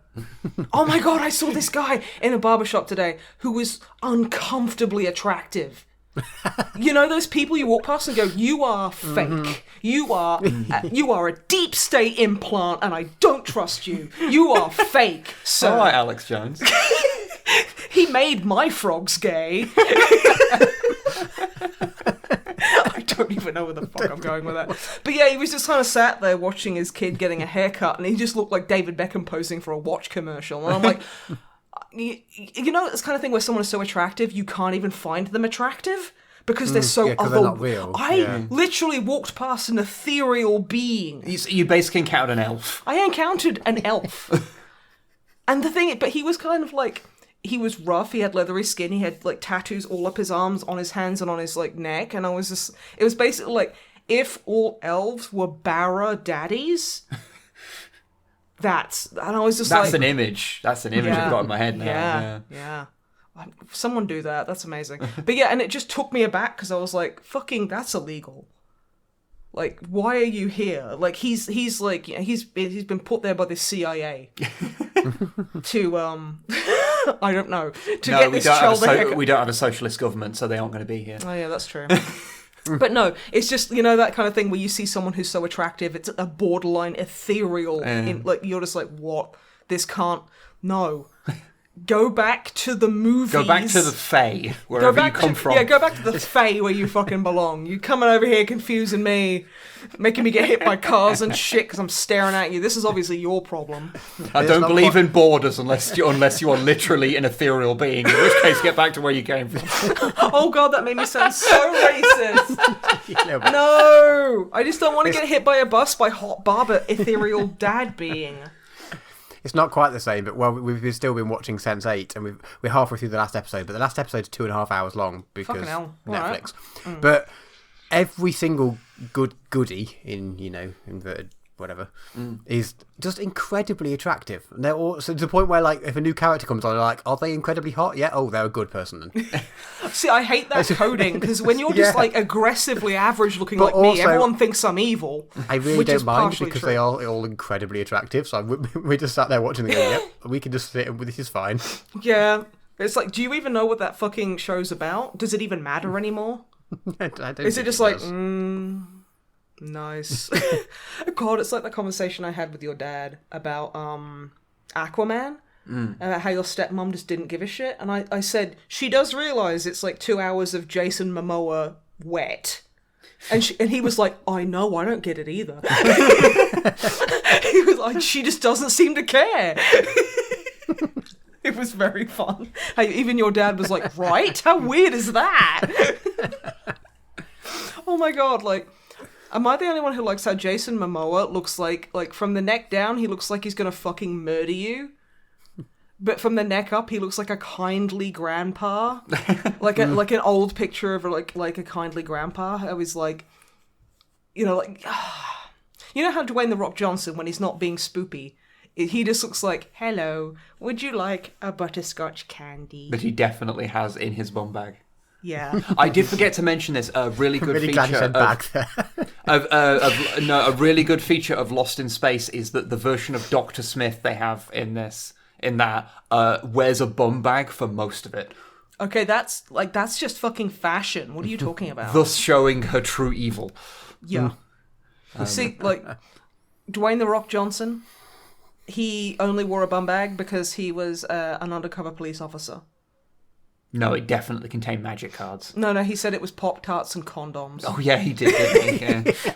Pop-Tarts is street slang for Magic the Gathering cards. I thought you were going to say for more condoms. For like, yeah. Or what you're saying is that he used a fucking Pop-Tart wrapper as a condom. I knew someone who used a Twix packet as a condom. You did go to that kind of school, yes. No, that was no. This was one of the schools I went to, and she was fucking. You went to a lot of those kind of schools.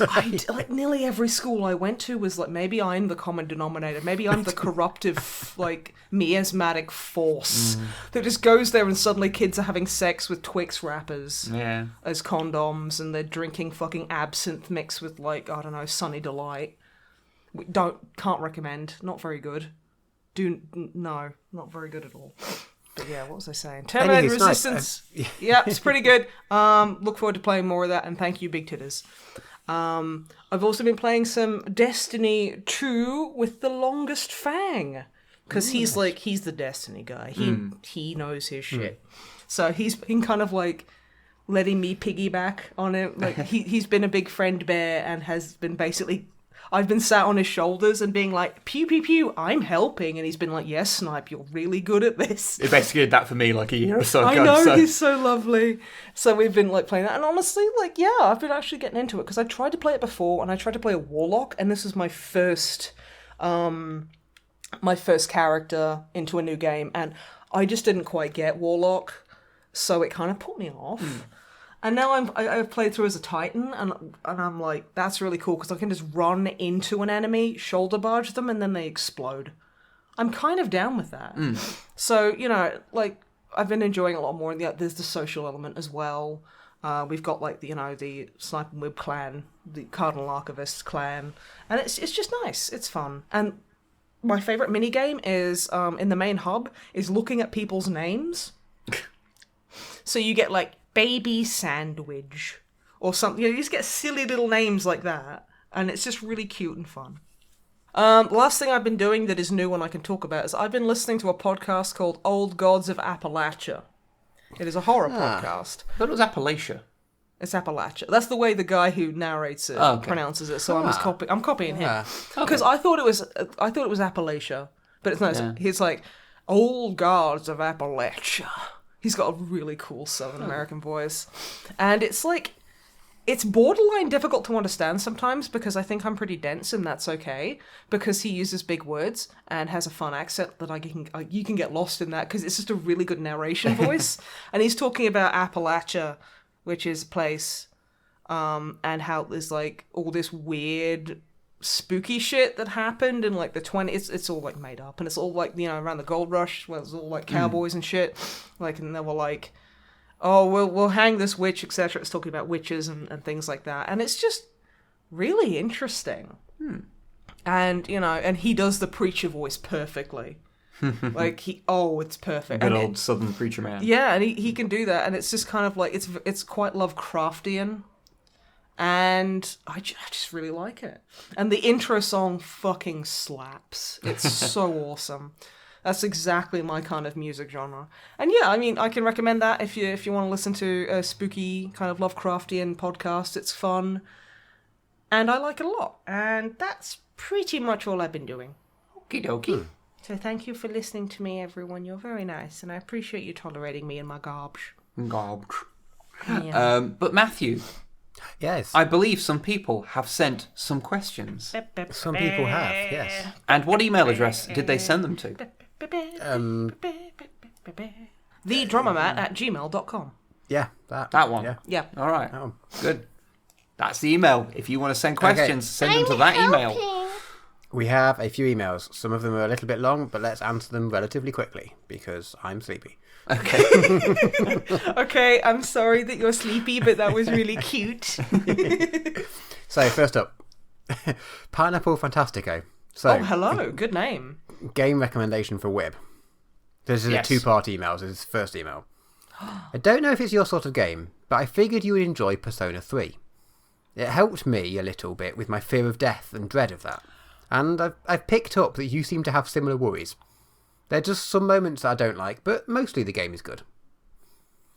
And then there was a follow-up email saying, just read through that last email. I've made some pretty big assumptions on what your mood is from what you've been saying.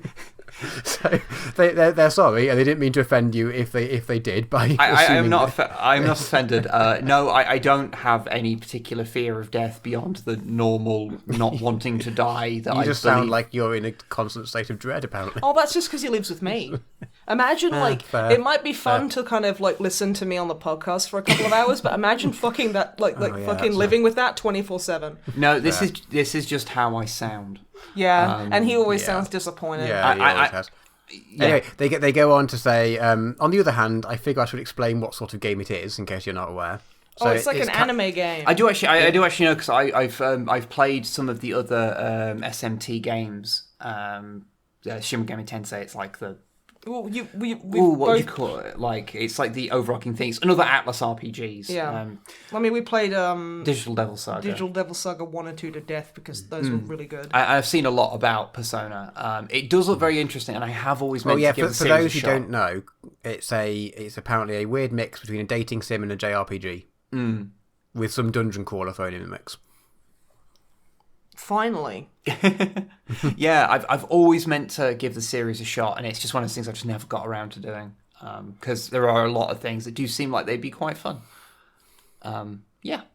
But no, thank you for the suggestion. Okay, next up, theft. First off, Pardon you? You kiss your mother with that mouth? It's quite satisfying to say theft. Anyway, I don't know.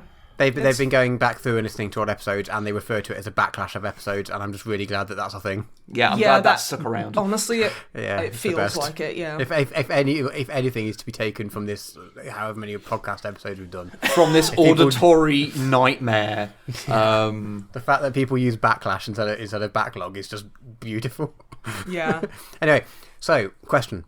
What are your thoughts on simple colour schemes? And by extension, what's the fewest colours you've ever used in an army? They ask because they've recently painted almost 1,500 points of Necrons with just 4 colours, and it actually came out better than expected.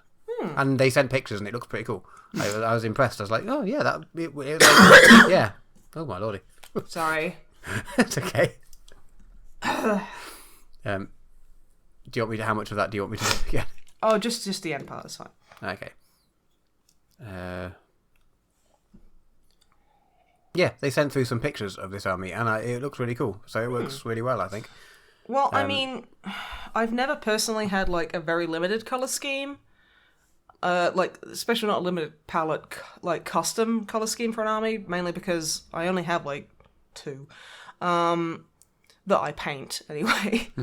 But whereas like just general art in general, I used to love using just very simple color palettes, mainly because I was dirt poor and I could only afford a few colors of paint.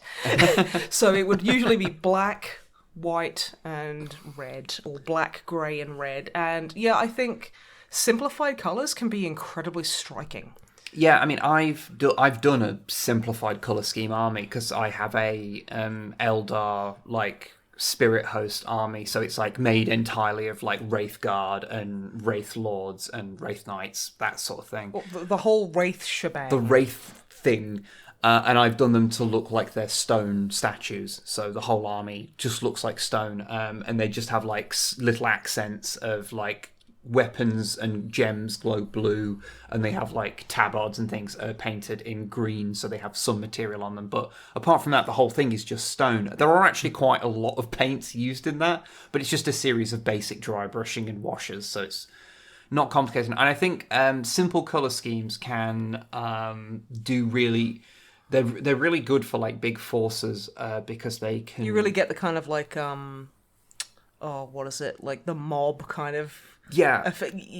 I can't really figure out. There's a lot of cohesion there, and it just looks pretty good. There's some colour schemes, the really basic ones. They don't necessarily... On an individual model, they might look a little basic, but when you see a horde of them, like they're really useful for painting large armies. And Necrons are a perfect thing for it, because you could do a passable Necron, like a decent Necron force with like spray and black, dry brush with lead belcher, dot the eyes, and maybe a colour lowercase J's. Yeah, with like green or whatever, and colour the gun something, and you'd be done.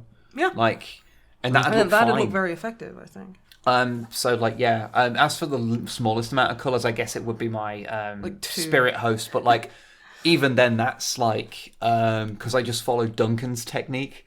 Good old Duncan. But that does still lead to me using about 10 different paints. Do you think he refers to his backside as his badunkadunk? I hope so. Yeah, probably. Don't tweet him about that. Holy shit. Why did you say that? Because now someone will.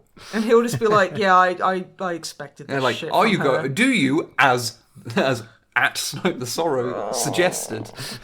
Do you refer to your butt as your badunkadunk? By the way, blame Snipe. Yeah. Fuck. And that is how you got blocked by Duncan Rhodes. I mean, he probably pre-blocked me, and honestly, good on him. Or he's gonna write an angry email to you, and you're gonna get dunked on. Okay, and I'm the war criminal. Okay, yeah, cool. Okay. Next question. Let's move on. Barbie comedy. Couple of horror suggestions first up. Ooh. So first, a series called Kingdom on Netflix, which is a South Korean horror series. Oh, I think I've seen that knocking about. Yeah. Well, weirdly, so hang on, I'll say what it is first. So Yeah, it's set in the early 17th century Korea after the war with Japan, and it covers a zombie plague. But essentially, apparently, it does everything Game of Thrones did, but better, with fewer series, and then with much better characters. Apparently, weirdly enough, yeah. So I mentioned earlier we've been watching Sense8, and they were all pretty good actors. They're all good actors in it, and it's really well filmed. It's really well directed. It's just got a very cheesy script, which kind of lets it down a little bit. But anyway, the actors are all really good. But one of the best actors is a South Korean actor who I've completely forgotten what her name is off the top of my head. But we were looking at what else she'd been in because we're like, she's going to be in some other good stuff, hopefully. And then we were looking up this Kingdom thing, like the day before I opened this email, being like, oh, that looks cool. I wonder if we should check it out. And then the day after, we're like, you should check out this thing that you were thinking about. Okay. So that was good to know. It's nice that we've been emailed by Google itself. Thank you very much. Yeah, apparently. The all-seeing eye is like, you'd like this. Also, hi. So that's one. The other horror series is, they don't know if you've read any of them, but the Warhammer horror series has some I need good to creepy read tales. those. Yeah, because So the ones they specify here, the Castle of Blood by C.L. Werner, and the Vampire Genevieve series by Kim Newman. Apparently, I think we read a bit of one during a live stream at some point, like a Halloween live stream. I think we read like one of the short ones or something. Maybe.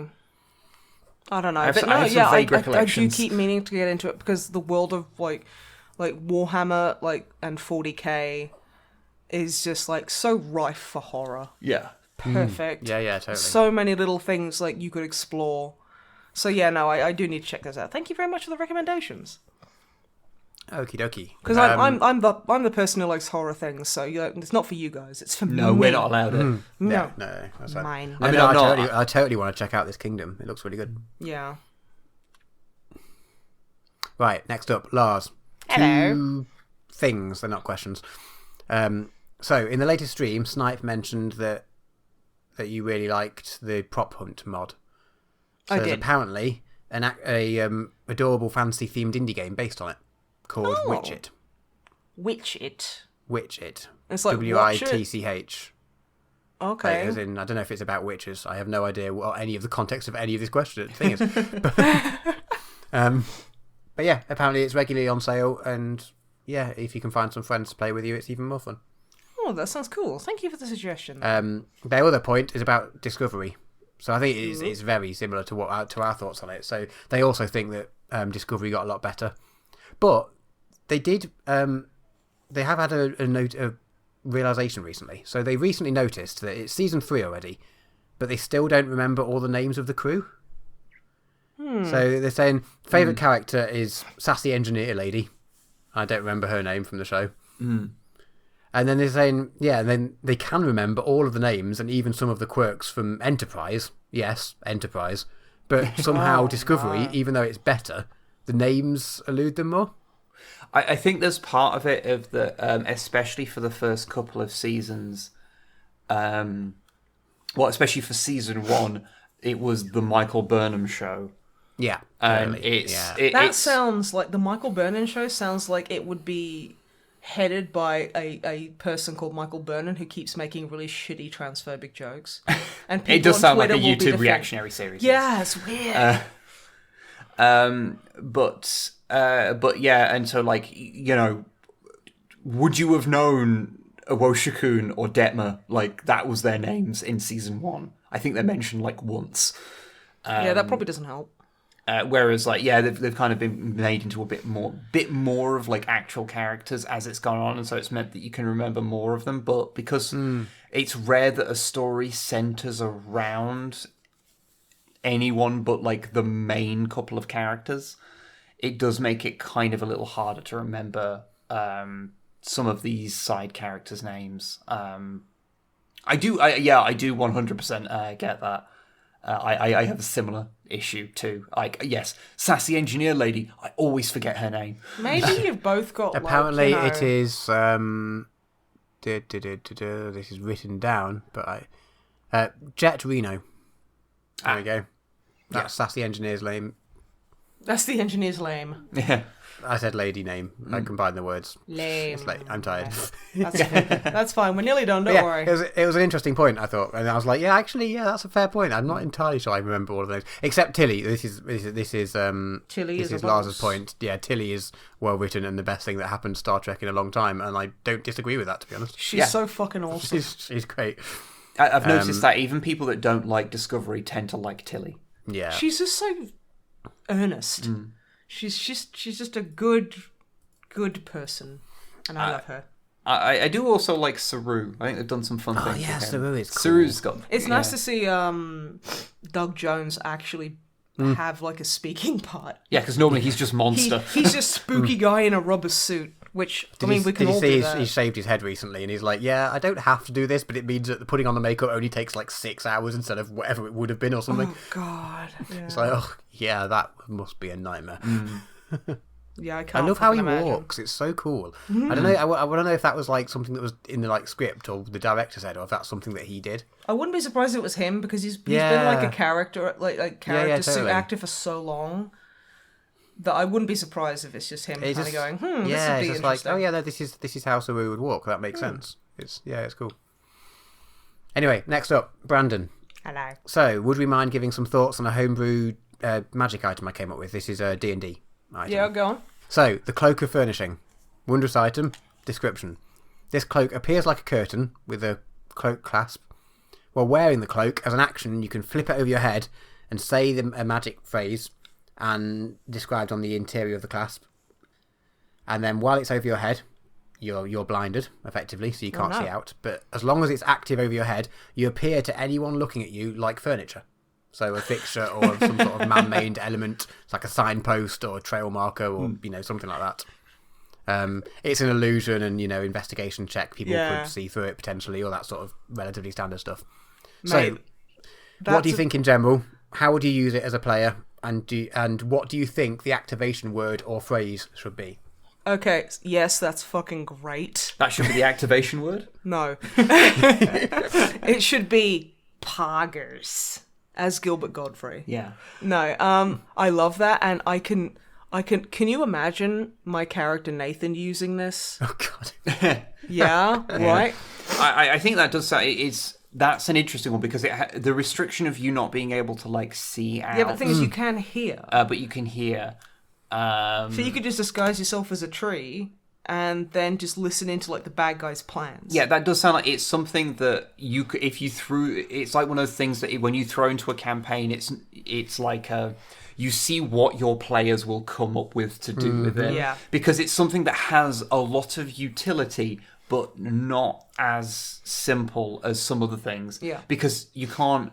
if you disguise as like a fucking chest of drawers, you can't exactly... Oh, I've heard what I need to do, time to leave. Yeah, that's true. So there's... Yeah, that could lead to interesting things. Because the obvious way of using that is you sneak into somewhere and then just hide somewhere to hear and to spy on someone. I just want to see... Because Nathan would use this while drunk, which is to say Nathan would use this... and disguise himself as like a bar stool and then just walk through some gates and it'd be and bumping into shit. It's is that fucking bar stool moving? What? Johnny would disguise himself in a toilet as the toilet, and then the moment someone's about to piss, run away. That is so evil. But the thing is, he's also into piss, so if he doesn't run away quick enough...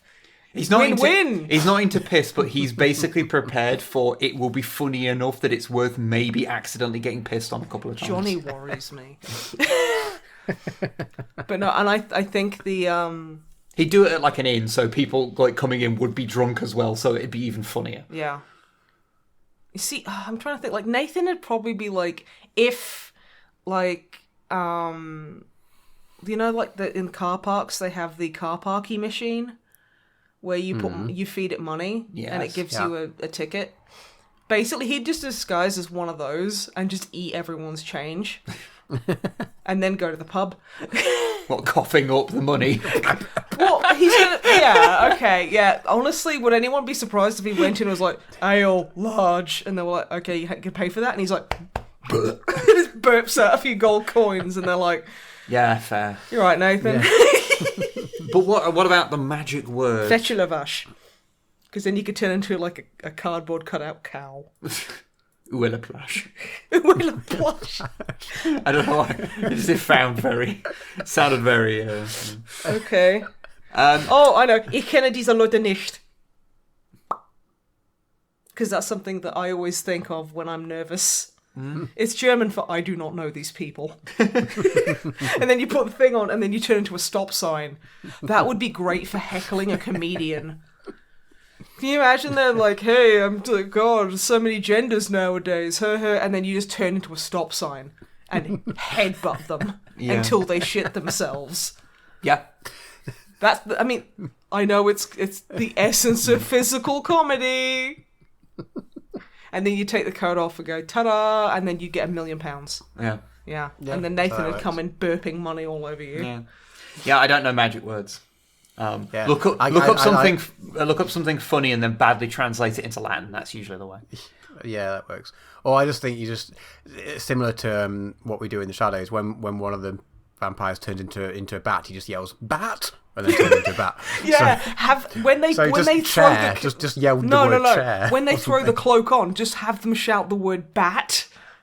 Bat, yeah. No, but if they have because it's fucking like infernal for like shapeshifter or something. What you have sounds like bat. What you have is that the cloak is activated by you saying like a word of something that you could disguise as.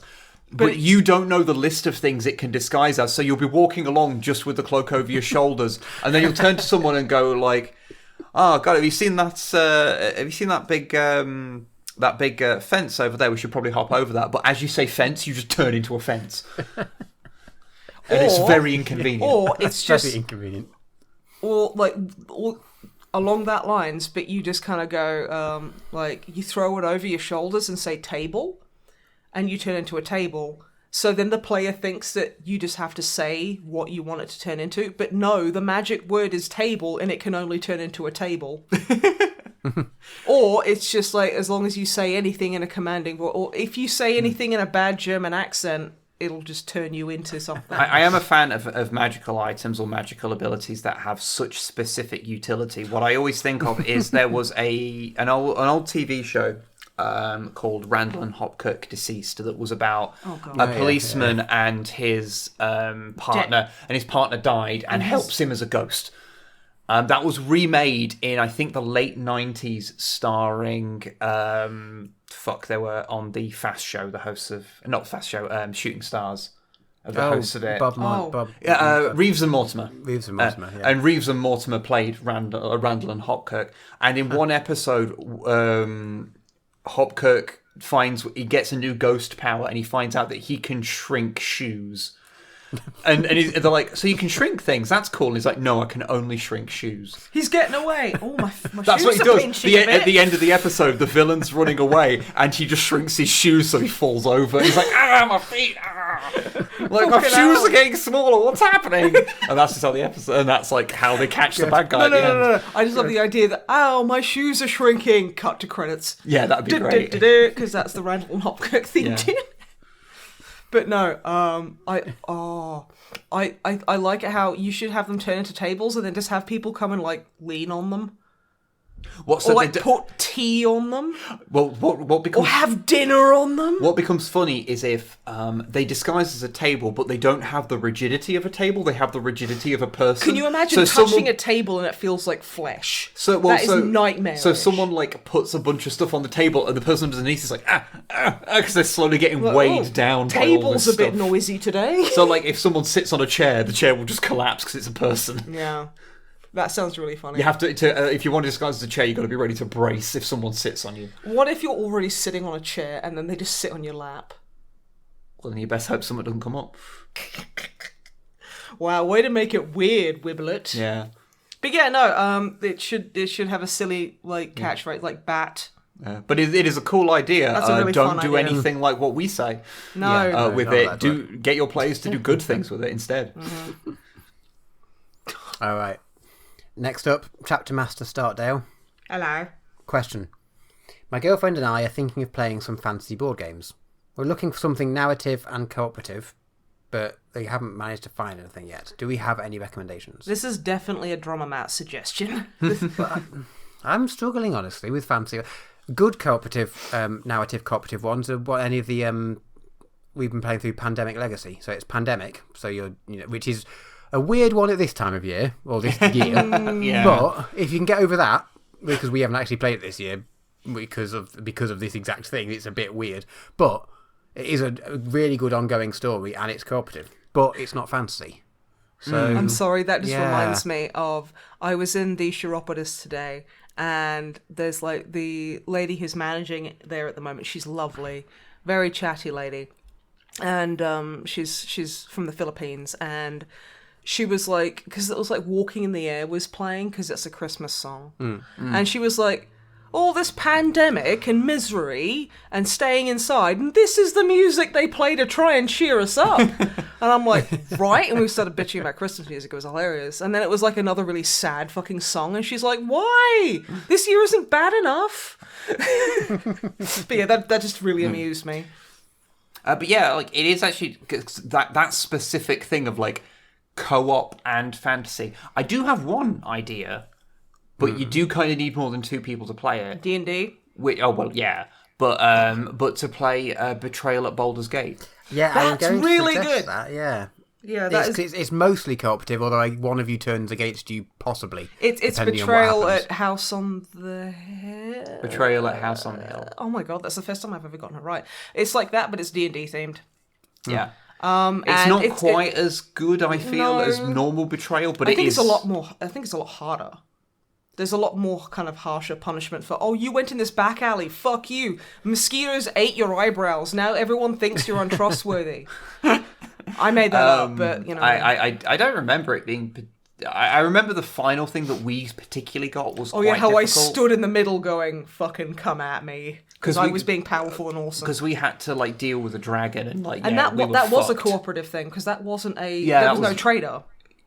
Yeah, that was just straight up. We had to kill a dragon, and the dragon murdered us quite handily. Yeah, but we made him fight for it.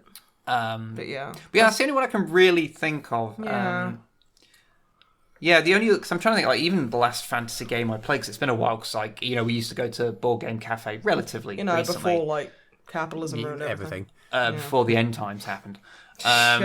Well, I mean, maybe we'll come back as Stormcasts. What was it like? The last one I think we played was it Return to the Dark Castle or something? It was called like that. Oh, was that with the really spooky crosshatch kind of like pictures where you all had skills? We played it with Unity, didn't we? Yeah. I can't remember what its full title was. It's something Dark Castle.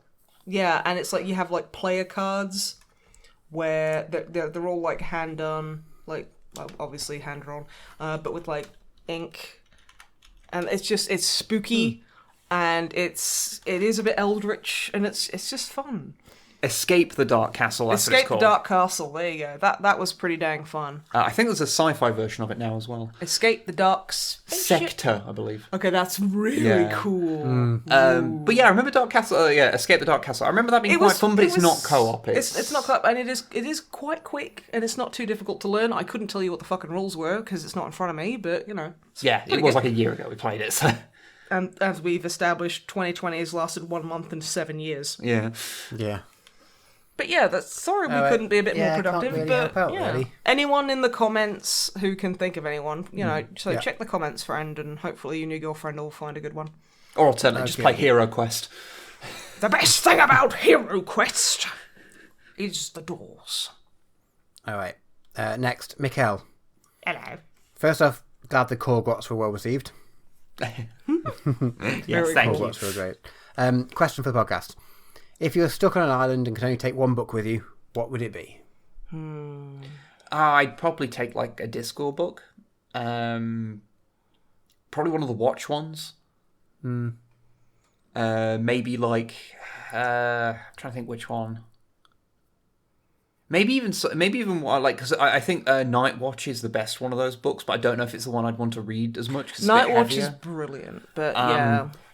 Even just a book like even just Guards. The first, I think that's the first one. Guards. Yeah, I think so. like even that, that's probably one of the ones I've read the most, and I could still just happily sit down and read that again. Discworld books are just great. Yeah, that's probably one of those. Yeah, I'd say. Drama Butt, what about you? I could go for something like... I'm thinking something like Lord of the Rings, purely because... It not lasts because it's so my fucking favourite long. book. Exactly. You Yeah. get so much out of it, and by the time you get to the end, you've forgotten at the start, so you could probably feasibly start again. I think it'd stave off like the boredom for the longest. It's not my favourite book by any means, but I enjoyed it, and it's just mostly... it's just so flipping long. Or maybe one of the weird Silmarillion ones, or one of those ones, just because there is no other situation where I could be asked to bother reading it. You know, I feel that you'd be like, you know what, fuck it, I'm just going to watch the sand. Yeah. I want to read it. I'm interested in all that little backstory stuff. But You're just going to go get stranded on a desert island first. Yeah. So Yeah, just exactly. to motivate yourself. What about you, Snipe? Probably How to Survive an Island for Dummies. Very clever. Or like How to Build a Fucking Boat. Boat building for beginners. Boat building for beginners, yeah. Sorry, guys. They're like, Lord of the Rings, Discworld. I'm like, nah, I want fucking off this island. It sounds crap. I want to go to an island This that has more island's- books. Yeah. I'm going to go to Dromamat's Island, and while he's passed out from boredom reading the Silmarillion, I'll use his body as a raft like in Swiss Army Man. Perfect. Yeah, fine. That's what really happened to Daniel Radcliffe. He read the Silmarillion and he became so bored he just died. And became filled with fart gas. Died in a really weird way. Swiss Army Man is a fucking movie, That man. is It's what the best. I love it how halfway through you're like, why am I rooting for this? What the fuck? But yeah. Anywho, so Mikhail's second point was: is this answering a question that you asked Snipe? I can't remember. Regarding what dangerous animal you would most likely to be friends with. Yes. What dangerous okay. animal do you want to be So- friends with? The joking answer is that the most dangerous answer of them all, a human. No! But to give an honest answer, they'd go for an alligator, because then you chill. can put it in a vest and you can present it as an investigator. Oh, I like that. That was a snappy joke. That's good. Nice. Good work. Nice. Good work. Nice. So that's very great. See, and then it could be Flat Fuck Friday every day. Every day. And no one would argue, because who's going to argue with an alligator in a vest? I mean, I would. Only if they were only as like a playful kind of thing. They'd be like, oh, I like pineapple on pizza. And I'd be like, oh, memes. And then we'd be best friends. I'm sorry I stole your friend. Alligators can have more than one friend. Did you know that? That's Well, they actually also science. can't speak, so I don't think... Maybe you're not listening hard enough. But when you put them in human clothes, they can emote like a human. Yeah. So Okay. It's like, have you seen that picture of Steve Irwin with, like, I think it's an alligator, and he's holding it up, and just the angle, it looks like the alligator's like smiling. It's so cute. It's like, excellent. it's like, oh my goodness, it's Steve Irwin, best day ever. It's so cute. Oh, R.I.P. Steve Irwin. What a boss. Yeah. Right. Two emails left. These are both very quick recommendations. Okay. So first off, Ash, this recommendation for Wib. Hello. There's a Battle Report YouTube channel called Play on Tabletop. Okay. But specifically, they did a game recently, Dark Angels versus Guard, but the Guard army was all converted grots made to look like Guard. Was it Colonel Grotskull's army? I Yeah, have that no sounds like further a grot information. skull. Possibly. Yeah, if it's a person who I'm thinking, because there is this guy has done a very well known Grot Rebellion army that's based on Guard, He's also a cool dude. and we met him at Alcon. Yeah. A few years back. Yeah. Because you designed a shirt for him, didn't you? Yeah, he did a Thousand Suns army, and I made I drew a picture for him of a Thousand Sun kicking a dog, because It's it was a supposed to- Fenrisian wolf. Yeah, it was a Fenrisian wolf. No, wolves aren't Fenris. Haha, you're not funny. So I always have to preempt that because I'm fucking sick of hearing it. I didn't hear what you said. No wolves on Fenris. Ah, you're so funny. Yeah. If it walks like a wolf and it talks like a wolf and it like is a fucking wolf, it's a fucking wolf. Piss off. But yeah, I'll have a look, because that sounds very, very similar to that one. And very last recommendation. So, well, I don't know if it's a recommendation. It's anyway. So A D. threat? So the chat about horror films, the most recent episode of the podcast, reminded me of one of my favourite spoof horror films. It's called Trees. Trees. Sounds terrifying.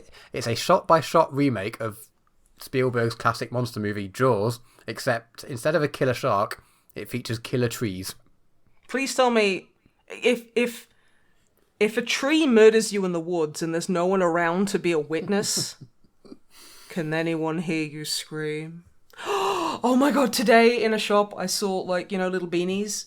I saw Jaws branded beanies where it was just a little shark.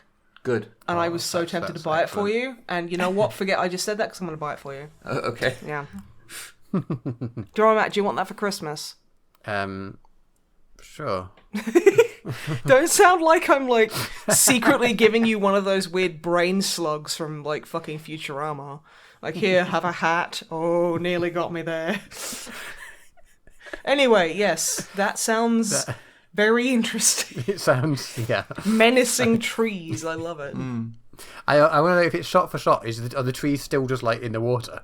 I'd like the fact. I would like it if they were just in a forest and there was someone on a boat somewhere just sensing that there was a tree that with malicious intent. Like, to the northwest there's a tree that wishes me harm. And I guess it really... And then they just die. I guess it's a shot-for-shot remake of Jaws, and it can only really be one tree. But I don't know. It's not Jaw. Yeah. There's multiple Jaws in Jaws. Yeah. That's why it's a plural. Yeah. Or Aliens, where there's like two, at least. Probably. I don't know. It's been a while. Anywho, that's all the questions. Okay, cool. Thank you for the recommendations and the questiones. Please send me what dinosaur you would like to be able to turn into at will in for the next one. Okay. Mine would be a velociraptor because they're chubby, bitey chickens, and I'm basically just a chubby chicken, and I just want fangs. So I could be like, "Buck, buck, buck, buck, buck, buck," and then maul people if they were being rude. Yeah, good. And not wearing masks. If they weren't wearing, yeah, I just maul. I just fair. maul. Well, they're not the sort of people you want to like get close to maul. Yeah, them, but really. did you know that velociraptors are immune to all modern diseases because they're from a long time ago? Yeah, that checks out. Yeah, so and they're a different animal, different genus. and like not all creatures can be infected with it. So. Yeah, so like velociraptors are amazing, and I'm not talking about the Jurassic Park ones. I'm talking about the ones that are like, they're like, what is it, like 70 centimeters tall, and they are just literally chickens with teeth. Yeah, basically the ones that are in Jurassic Park are based on Deinonychus. Which is a lot bigger. Which is a lot bigger. Yeah. But Velociraptor is just definitely such a cooler word. It's definitely the cooler name, so they just use that. So but Velociraptors are like half the size. So I'd be the vengeful Velociraptor. That would be my superhero name, and like what I'd do is I'd go out as like in my human form, and then if someone was like shouting at like, I don't know, the person making a Subway sandwich, I'd run into the bathroom and turn into a Velociraptor and come out and just fucking maul them. I feel like you're basically it would basically be a dinosaur version of that old Everett True comic. I would be Velociraptor True.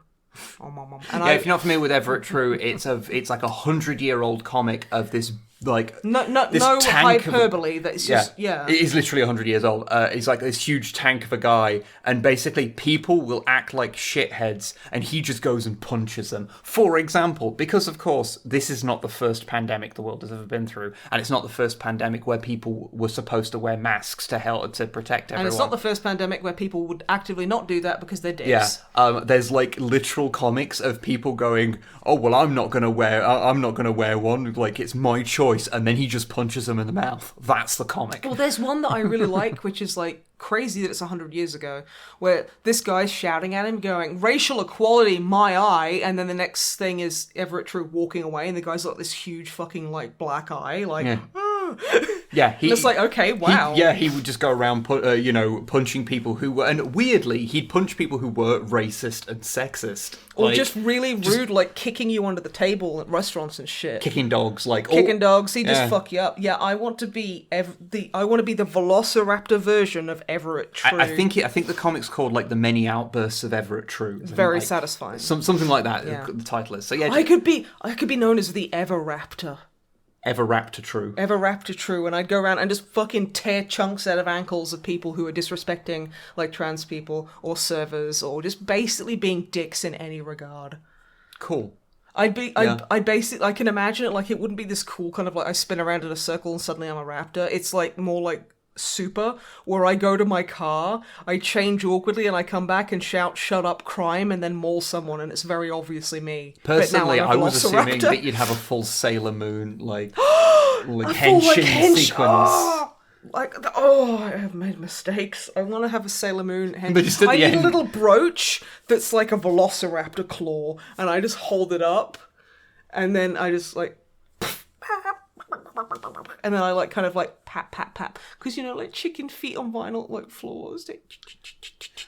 I feel like we're desperately like veering away from what a podcast should be at an alarming speed. No, it's just...